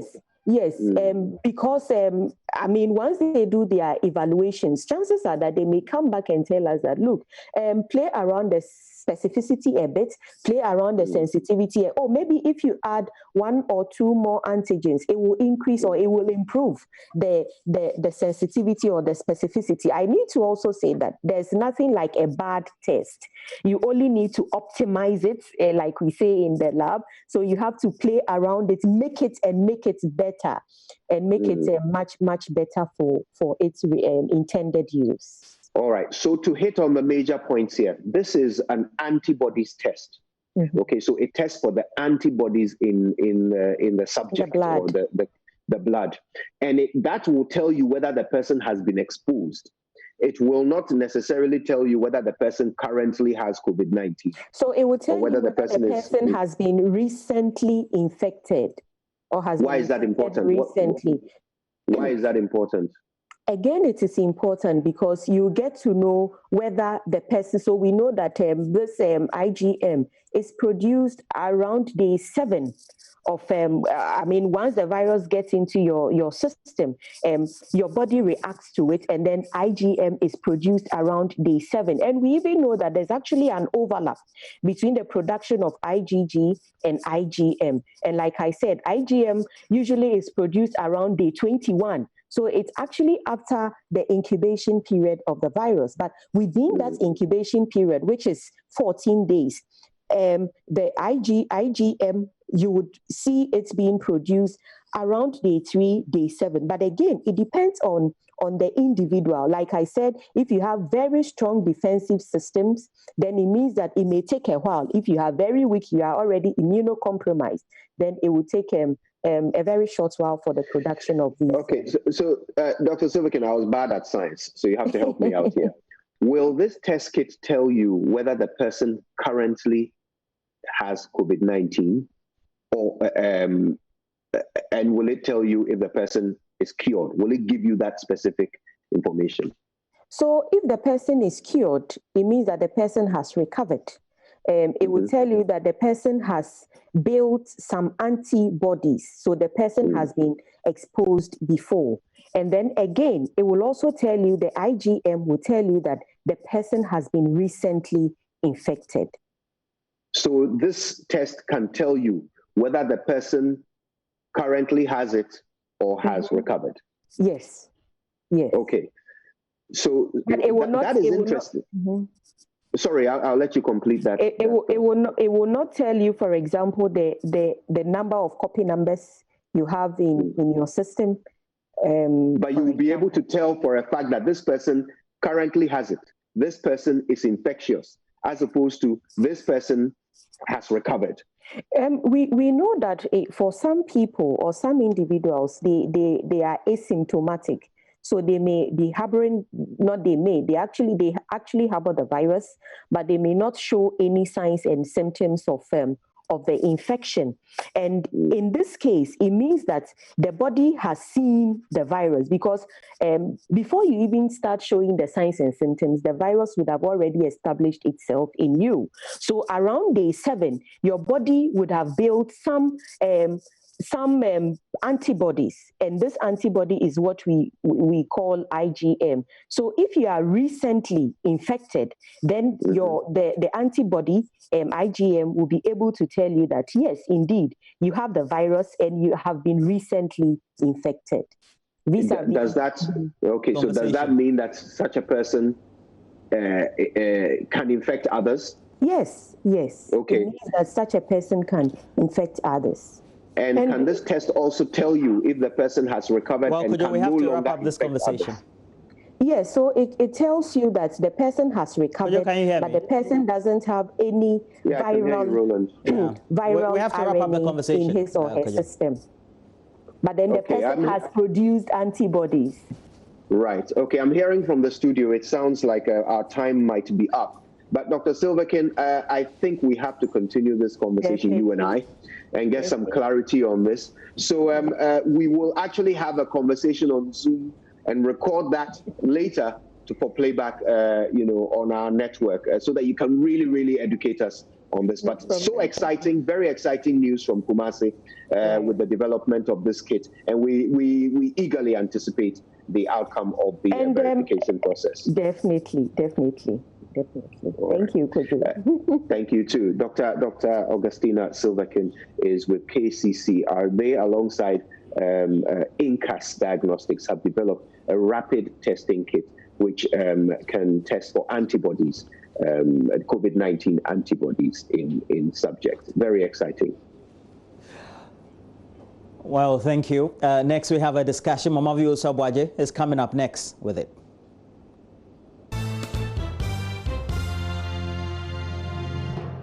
Require is a smartphone, And then, depending on your operating system, that's Android or iOS, you download the Lucy application from App Store or Play Store. Country Director for Farm Access Foundation, Dr. Maxwell Entry, says the COVID Connect system provides an opportunity for individuals to receive care and get advice on COVID-19 from their home without physically getting to the hospital.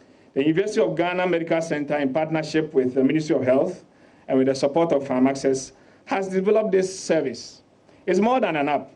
It's a service, and it's called COVID Connect, which allows persons to monitor their health in relation to key symptoms of COVID-19 from the comfort and safety of their homes, offices, or any other location.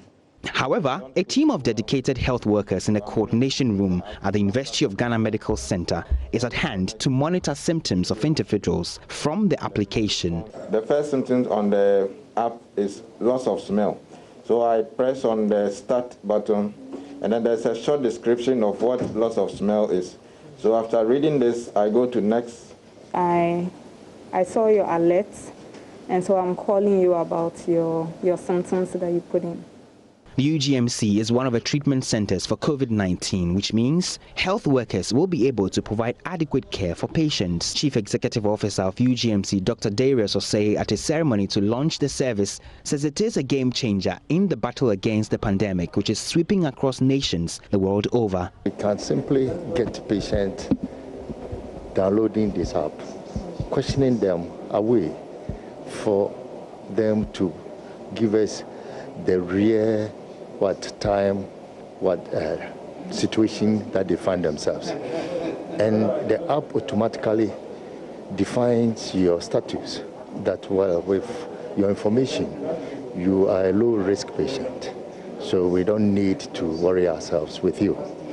Once any of the symptoms puts you in the medium term, it straight away triggers to our center. Dr. Ama Edwin is a senior specialist, bioethics and palliative care at the University of Ghana Medical Center. You get a response within 24 hours to what your inquiry is. So assuming that your indicators, what you put in, makes it probable that maybe you may have COVID-19 infection, then the processes will be rolled out. We may find out where you are and whether we can come to you and take the sample, or you will be advised to go to a facility. So it's a very user-friendly, and it makes health accessible to you. For now, residents in the Greater Accra region can access and take advantage of the innovation. So if you're home and probably having a cough or temperature rise, well, do not fret. This is what you can do to get help through the COVID Connect system. You key in your symptoms, the ratings of your symptoms, and the team will respond. And if they need to call you, they call you. If they need to link you up with counseling, they need to link you up with testing, they need to link you up with medical guidance and support and advice. They discuss that with you. If they need to contact the contact tracing team, maybe you have keyed in that you have done the test, you haven't gotten your results. We can check up with the national database so that your results can also be assessed. So it's a service. So this was launched last Thursday, the COVID Connect app. How is it working? How can you take advantage of it? We're going to take you through the process. In studio with me is Dr. Emmanuel Amwa. He's pediatrician at UGMC. Joining us via Zoom is Dr. Ama Edwin, who is a physician, clinical psychologist, also at UGMC. Dr. Amwa, good morning to you. Thank you for being here. Thank you very good morning. Thank you very much. Great. I'm happy to be here. Nice. I just wanted to, before we talk about the app itself, you're a pediatrician, yes, but you're involved in the fight against COVID. Yes. How does it work at UGMC? Well, at the beginning, we were just testing people who came in, and then at a point we were made a treatment center. And so anybody who comes there is someone who has been tested and is confirmed that is positive, and then we offer inpatient care for those who need it, and also supervise some patients who perhaps may need home care. So basically that's what we are doing. When you come in, we classify the spectrum of disease with you. You may be mild, asymptomatic, moderate disease, or severe. And based on your level of disease, we give you the appropriate inpatient care. So basically, that's what we are doing now. Okay, but you are you take care of children. That's your area of specialty. Yes. So is it patients, children who've got COVID that you're taking care of? No. You know, we are in a pandemic, so there's a national response to this pandemic, and one of the national responses is to make UJMC a treatment center. So we actually all hands on deck. All doctors are in the facility. Almost all doctors in the facilities are responding to some form of treatment, care, or coordination of the services we need to provide. So we are now working beyond our specialties. Okay. We are working beyond our specialties. Now we are working as doctors to take care of patients who have COVID. Okay. Let's stay on the children for a while. Yes. How is it for us in Ghana? We don't hear a lot about COVID in children. Initially, the news was that, children can't get COVID. And then we had children could be carriers, and now we know it can have an impact on children. But how about Ghanaian children? Yes, we haven't had many Ghanaian children falling ill, but we know that the spectrum of disease can affect children as well, right from newborn to adolescent, 18 years. So we also look out for children as well. We have parents who are infected, who come with their children. And so we also monitor the children and make sure that they are okay. Basically, the way the disease presents generally as a respiratory disease may also appear in children. But in children, we have an eye fully on them because they may present with symptoms that totally may not be related to what we know happen to those who typically have COVID-19 disease. Okay. So atypical symptoms may come in for children, so we look out for them. A child may come in unconscious, in coma, and you may think he has a meningitis or some other disease, but at the end of the day, that child may be a mortality, may die because of COVID. So if you have any condition in a child, we are unable to explain why that child is having those symptoms, then it's time for us to also test for COVID-19 in that child. So at your facility, for instance, or with you, yes, have you had to test a child, consent to test a child, for instance? Yes, we have. Tested some children who are an adolescent who initially were positive. One of them was positive and now eventually became negative and recovered. So yes. We handle children as well. Okay, so we've had children testing positive. Yes. And have been treated. Yes. Okay. How many children? At least in our facility, we've done one. We've seen one child. We've had about 10 children coming, but they were with their parents and they were negative. But we had an adolescent, about 13, 14-year-old who was positive but had recovered. Do we know how he or she was exposed? Yes, we know. When he traveled, it was through travel. Okay. Yeah, sure. All right. So it happens with children as well. Okay. Well, thank God you've got an eye on the children as well. Yes.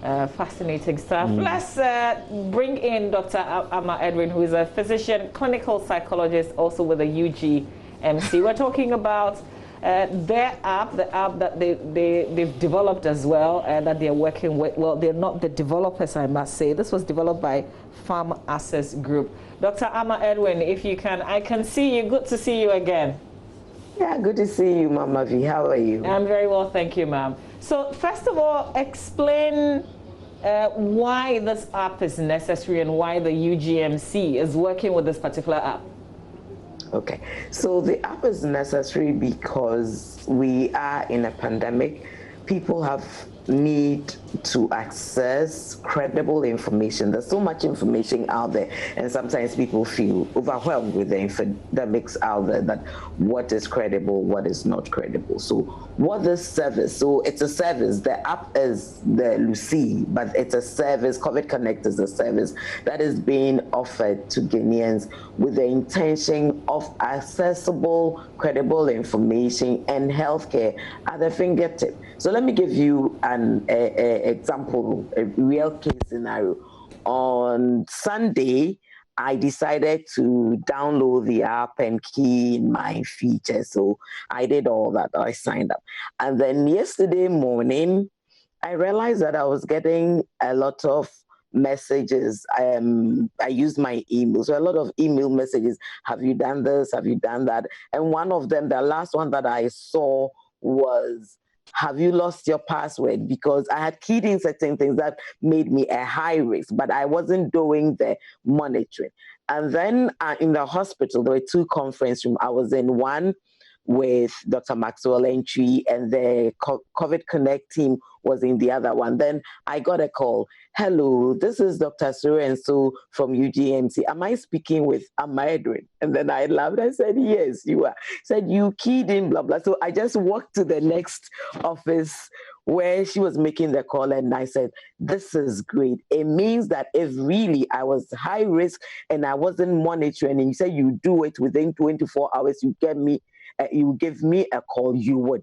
So this is an experiential way of letting people know that the person calling is a young doctor, so she didn't even know I was a doctor in the facility. But it speaks to the fact that when we say you download the app, you pull in the necessary information, you monitor it, we'll call you within a certain time. We do that. And the call is not even just because I didn't ask for a call, but if I'm a high risk and I'm not checking my temperature, I'm not inputting my respiratory features, I'm not putting in any of the key indicators, the team, which is made up of doctors, will be concerned. I'm a red flag, and that is why they will call me, as opposed to the person who says, call me, or I prefer talking to you. So you get the service from the comfort of your home. And that is why it's important, because I do know that the lockdown was lifted, but a lot of people still have concerns about going to hospitals, about the risk of being exposed because the hospital may be a treatment center or may have patients who have it and are not showing up. So this obviates the need for you to physically move. And if we think that you are a high risk, you've been flagged in the system, there are various steps that can be taken to make sure that you get the needed service. Amor in now, so he can take us through the app. You're asking us to download the app, but how does it work, Dr. Amoah? So when you download the app, you would see a page. You select. This is it? So that's it. So you see that there will be one for Ghana. You select that one. All right. So my director is just going to take us through. Patrick, we have to select our country. So let's go to Ghana, and then start. What is your date of birth? Okay. So let's use 24th. What's today's date? Today is 29th. So let's do 29th of April. 29th of April. Oh, this is registering whoever. Yes. Okay. You are registered, and then you generate an email. You have your email address. Okay. And then all that data is. As so you can see, your personal details. Personal details will be collected. Yes. And we can only progress when we put in the input. Okay. Yes. So please go on, and then let's put the inputs there. Yeah. So after the personal details have been taken, then you go to a page where the measurements will be taken, and that measurement is related to the symptoms that are commonly expressed with COVID-19. Okay. So with that symptoms, then when you take each of the symptoms, you go to a page where the symptom is described on how you are going to do your measurements. Okay. And then you do that measurement for us. And so you move on through all those steps, and then we collect all the data. The data goes straight to the COVID Connect Coordination Center at UGMC. And then the doctors will evaluate what you have inputted and categorize you to maybe high risk, low risk, healthcare officer, or someone who had no COVID symptoms at all. And then based on the evaluation they make, they give you messages on your situation, or link you up to services that are needed for you at that time. So for example, if we think that you're a high risk person who is likely to be infected with COVID-19, then we'll have to arrange and link you up to care. so that you can have testing done. And if you need an inpatient care, we arrange that to be done for you. So we've passed the second stage, and we see, as you can see on the screen, details specific to organization. Yes. Have you been tested for coronavirus? We say no, we have not. Can we go? Have yes, you been then you go in through, contact with the person? I may not know, so no. Are you a care provider? What does it mean? Am I a care provider? Is we are particularly interested in healthcare workers. Okay. Because our risk is high because of the exposure. Occupational exposure, if I'll put it that way. Okay. Because of the location where we are, a lot of patients may come in who have COVID. And so we are particularly interested in healthcare workers to make sure that they are tested, and if they are infected, we give them the needed support. Okay, but we're not healthcare providers, so we say no to that. Have you been given one of the following diagnoses? Yes, this is also a very important one, as you know, because those who have what we call comorbid conditions or other chronic underlying conditions have their response to COVID-19 is quite a tricky one. Okay, so let's choose diabetes then. Yes, so let's do yes for diabetes. Yes, so that one will be a red flag. If you send this information to us and you are high risk and you also have diabetes, we are likely to have a call from us. Okay. To link you to testing and counseling services quickly, so that we know what we can do for you, because you can have severe disease because of this underlying condition. Okay, great. So we've got another question there. So you can select as many as relate to you.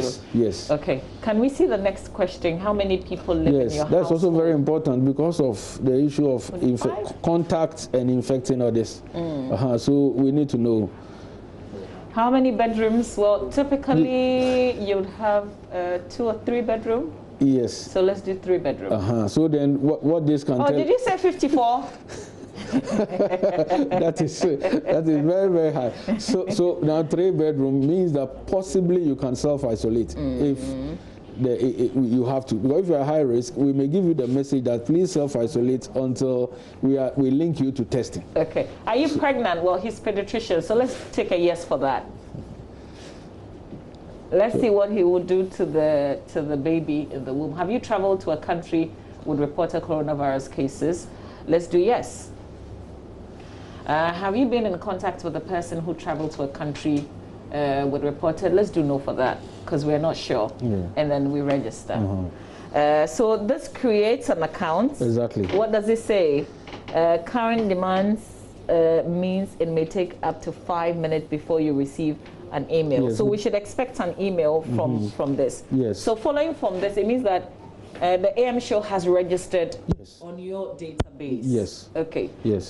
Who is there to respond? There are doctors, a team of doctors. We have arranged so that we work from Monday to Sunday, from 8 a.m. to 5 p.m. So every day there are doctors there who respond to this. Let me just ask Dr. Edward, and this is an initiative by the UGMC, but why would you do this? Why are you interested in this? Why are you interested in taking on an extra duty and being in a call center, if you like, taking care of people who have filled in, and then you think what they have put in that database raises a red flag?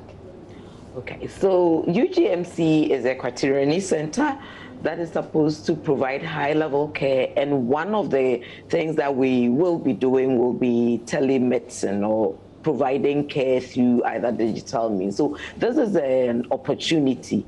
We're starting with COVID, and it's because we want to support the national effort. We're already a center, we are treating this.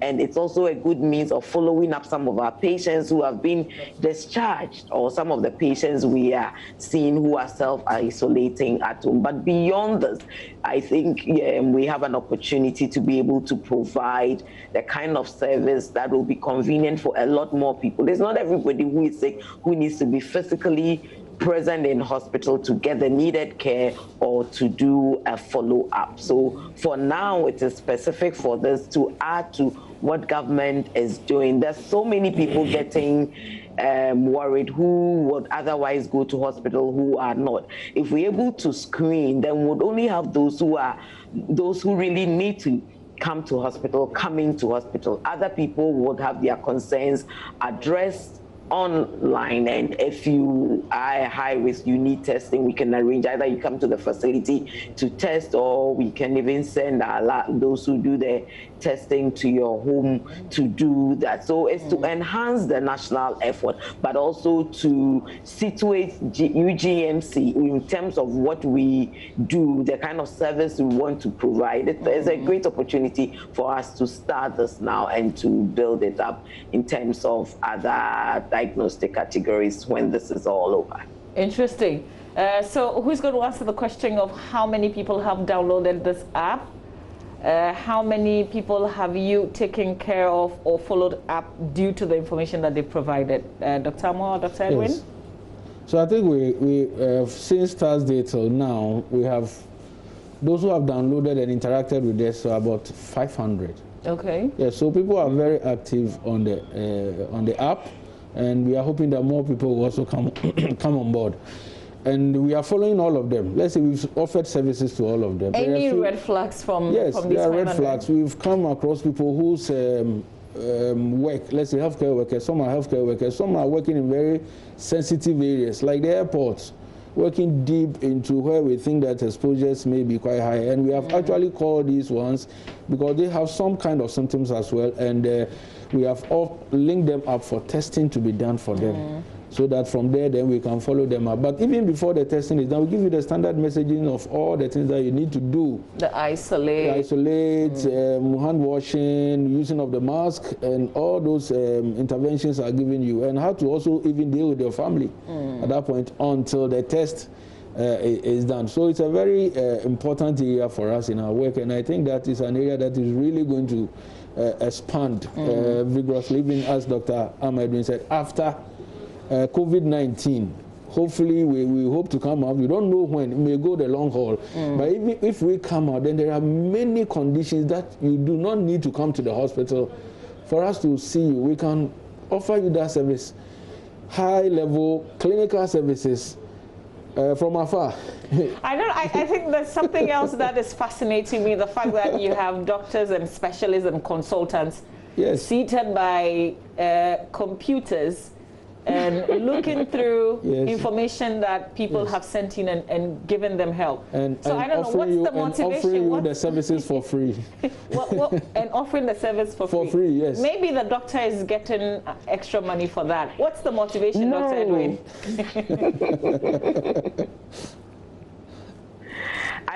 Doctors are not getting extra money. So the motivation is, this is a service we're doing. What you need to know is that there are lots of health workers who are going the extra mile during this pandemic.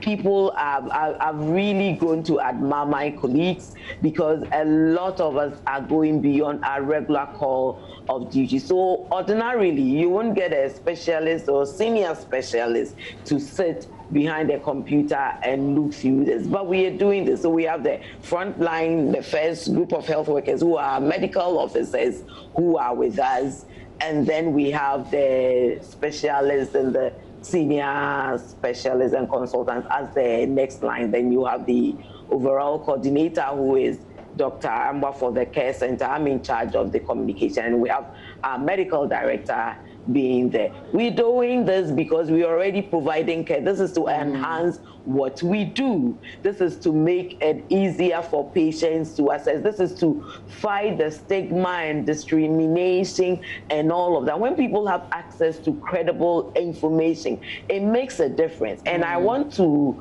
say a huge thank you to Joynies, but in particular, Kamala Adom for doing this, because it's unbelievable the number of people who have reached out to me and say, thank you, UGMC, thank you, Dr. Edwin, thank you, Dr. Amoah, for this documentary, because we really thought all this thing was a hoax and it was a lie.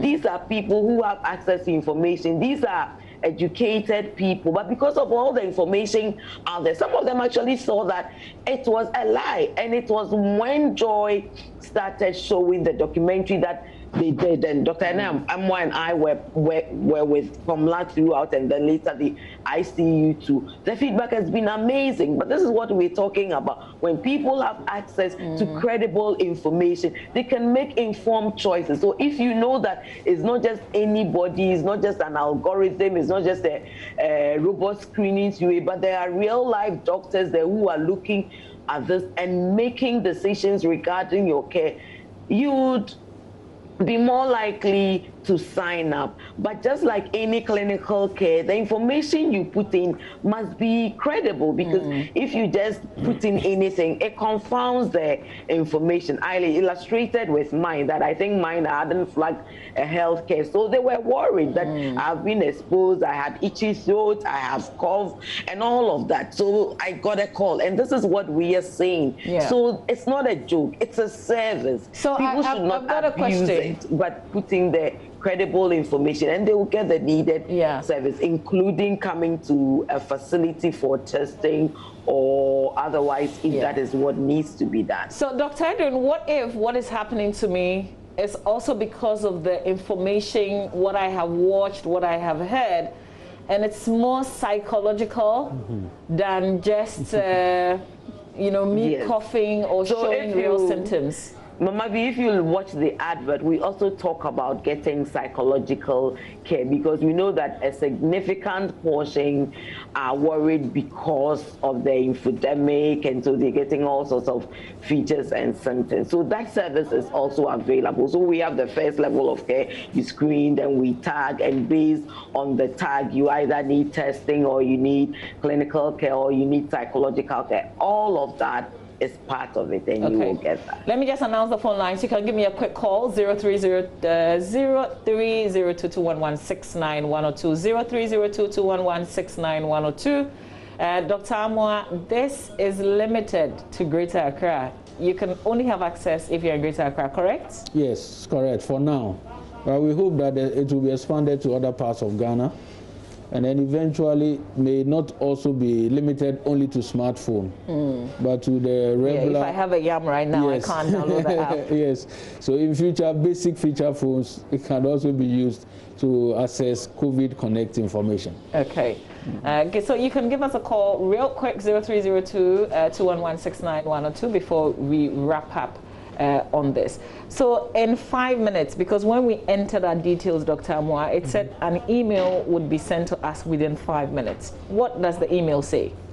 Well, I think the email would ask you, will tell you the steps that you need to take to be fully registered, and then to also. Oh, so this is partial registration. Yes, what we've done. Yes, because you need to get a code that really, you use that code to actually access the app fully. Okay. So that email will ask you to provide, to obtain that code to be able to fully access the app, and then put in your symptoms.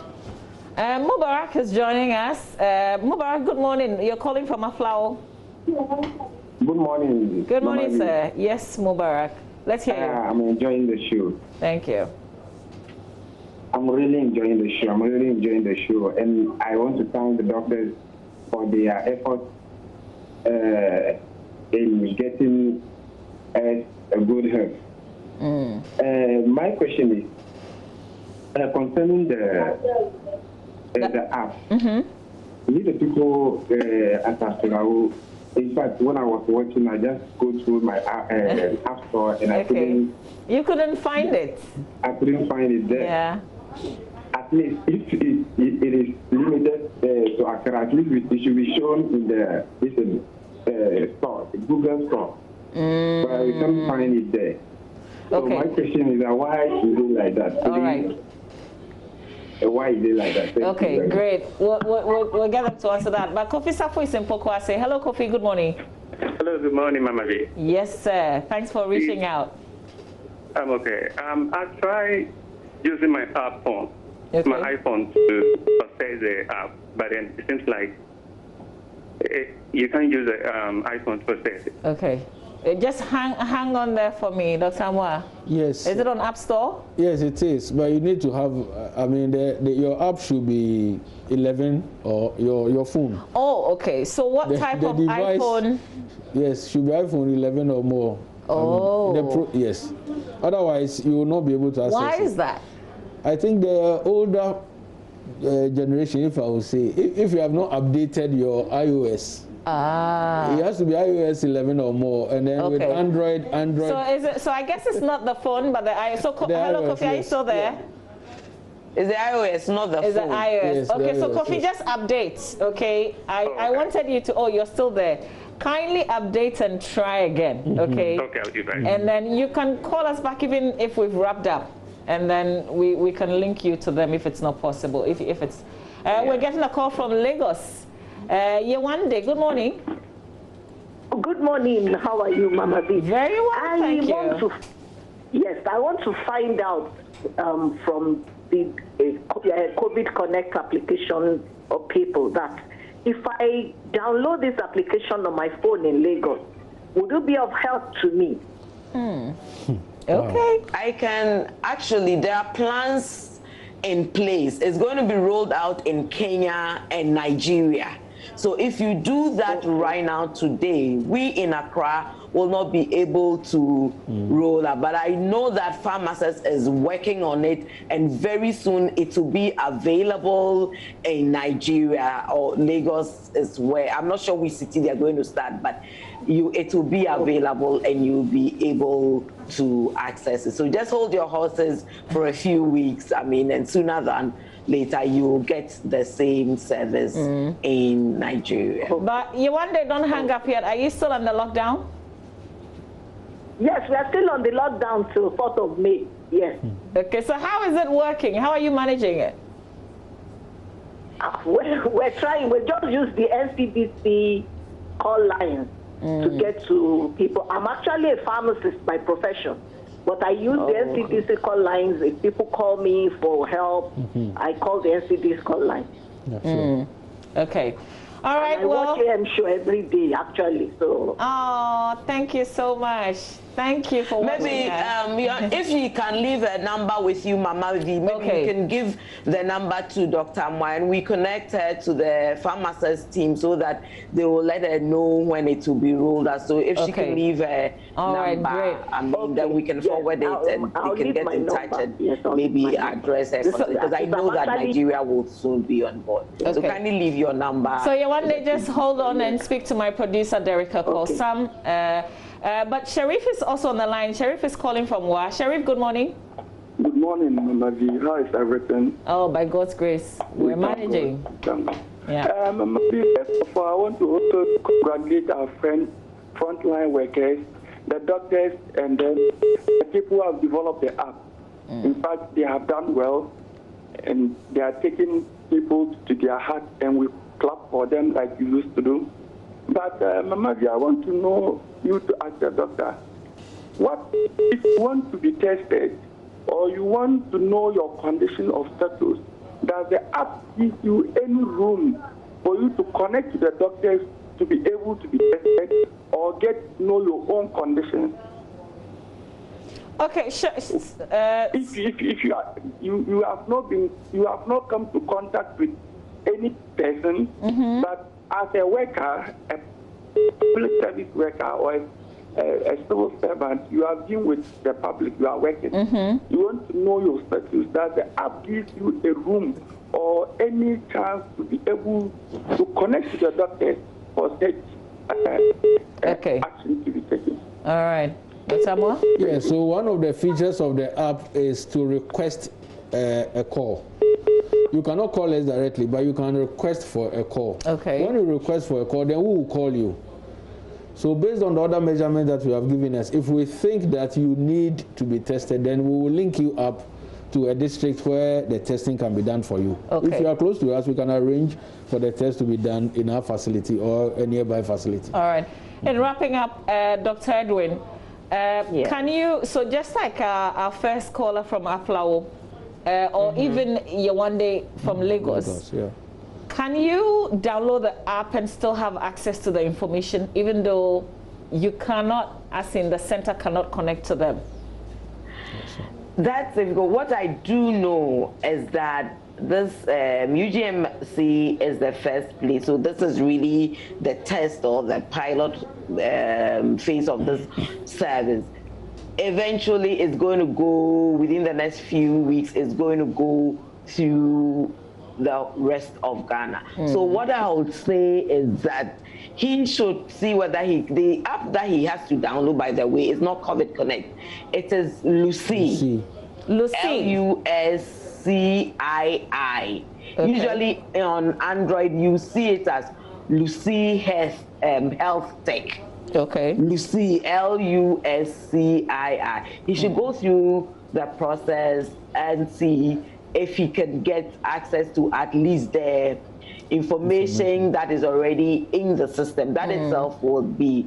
But if not, we are working on it, and soon it's going to spread beyond UGMC or Accra to other regions. What I envisage is that maybe other facilities might want to come on board so that when it's outside the rest of Accra, or it's not going to be UGM, otherwise it will be... You'll be overwhelmed. Yeah. That is going to be done. And if he's in a facility and he thinks that his facility is interested in that, he also can reach out to us. We'll connect them to the right people, because for us, we are very happy with the service and the feedback. And for a health worker, having something at your fingertips will also help your work, because not everybody then will troop into the facility. A lot of them will get the right information online, including psychological support, and that will make a huge difference. Dr. Amma Edwin, thank you as always. Thank you for connecting with us on this particular subject. And Dr. Amoah, my pleasure. Thank you as well for being here. Yeah, thank you. And for allowing me to talk about the pediatrician bit. Yes. You're welcome. Hopefully we can be connecting. Oh yes, sure. But we hope that you've enjoyed this conversation. If you're looking for the Connect app, you can't find it. Try LUSCII. Search for it and give us the feedback. Let's see how it's going. We've got showbiz coming up, but before that, with the United States recording more than 1 million cases, and Spain and Italy both adding over 222,000 cases. As of April 28, it was only a matter of time. Johns Hopkins University would announce 3 million citizens of the world have been pierced by the spikes of coronavirus. Though 900,000 people have overcome the pandemic, 211,000 have fallen to the weapon, which suggests that in a technologically advanced world, COVID-19 has shown its worst a crown. Love FM's Chrissy Deborah tells the story of what makes COVID-19 special in a feature titled Kin with a Special Crown.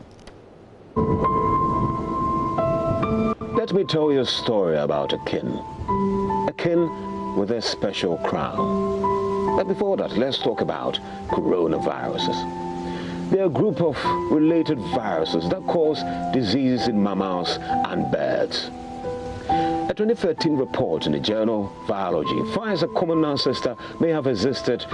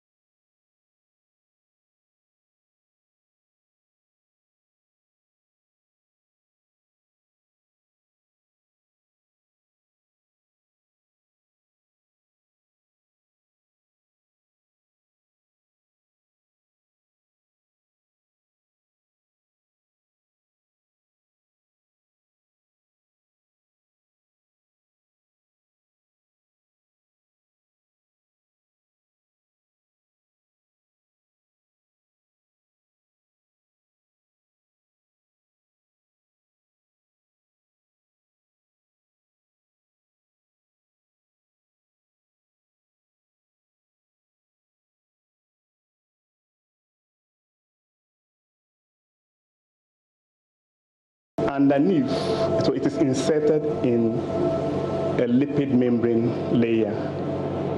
We normally refer to envelope protein. And underneath the envelope protein is another structure we call an M protein. This looks like this. It gives it the spherical shape, the M protein. Beneath the M protein, as you have seen represented here with this mirror, is what we call the nucleoprotein, the nucleocapsid protein. And under it houses or it encases the genome. So all of them have similar structure. Remember I told you all coronaviruses have crowns. And these crowns are proteins. And as you already know, proteins are made up of amino acids. But this coronavirus, SARS-CoV-2, has been bestowed with a special crown. By who? Perhaps nature.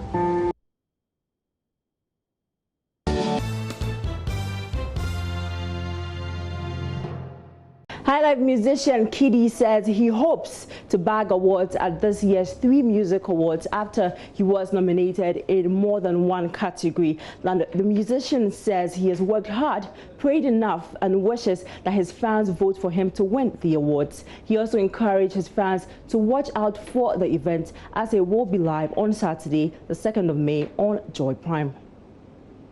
I go kill you with enjoyment, enjoyment, enjoyment. For the first time ever, we're having an award scheme going virtual. To be honest, I don't think it's that terrible. I don't think it's terrible at all. Like, for the first time ever, we don't get to go on the red carpet and be in our suits and gowns and all of that. We get to enjoy it in the comfort of our homes. I think it's very, very good. People can actually enjoy the awards without all of that buhaha, you get what I mean. I've been nominated for a few categories here and there. I do hope that I pick something. I mean, if you leave me, I would like to take everything, but somebody has to take something. So, I mean, I'm praying to God that the fans vote and I get to pick something on 3 Music Awards. Since the outbreak of coronavirus in the country, there have been events held via virtual platforms. Now, some entertainers have been arguable the best beneficiaries of the new normal. Now, with some artists holding their concert and album listening sessions online. One of the latest groups in the sector to join is the Gospel Fraternity. The Christian Network Alliance Ghana is organizing a virtual concert dubbed Hope Concert with some of Ghana's biggest gospel artists. Now, the event is set to take place on Friday, the 1st of May, and is aimed at raising people's spirit amid the coronavirus pandemic while educating them. It will feature performances from Joe Metal, Nasi, Daughters of Glorious Jesus, Empress Gifty, Kofi Sapon, and many more.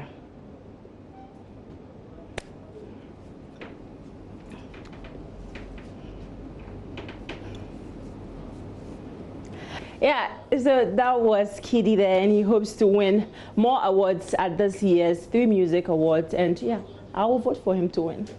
Well, definitely. I love him as well. Alongside some of the best that we have, Ken Promise is also somebody I look forward to. And of course, we've had Kwame Eugene also trying to come up with 1 or 2 other singles and collaborations.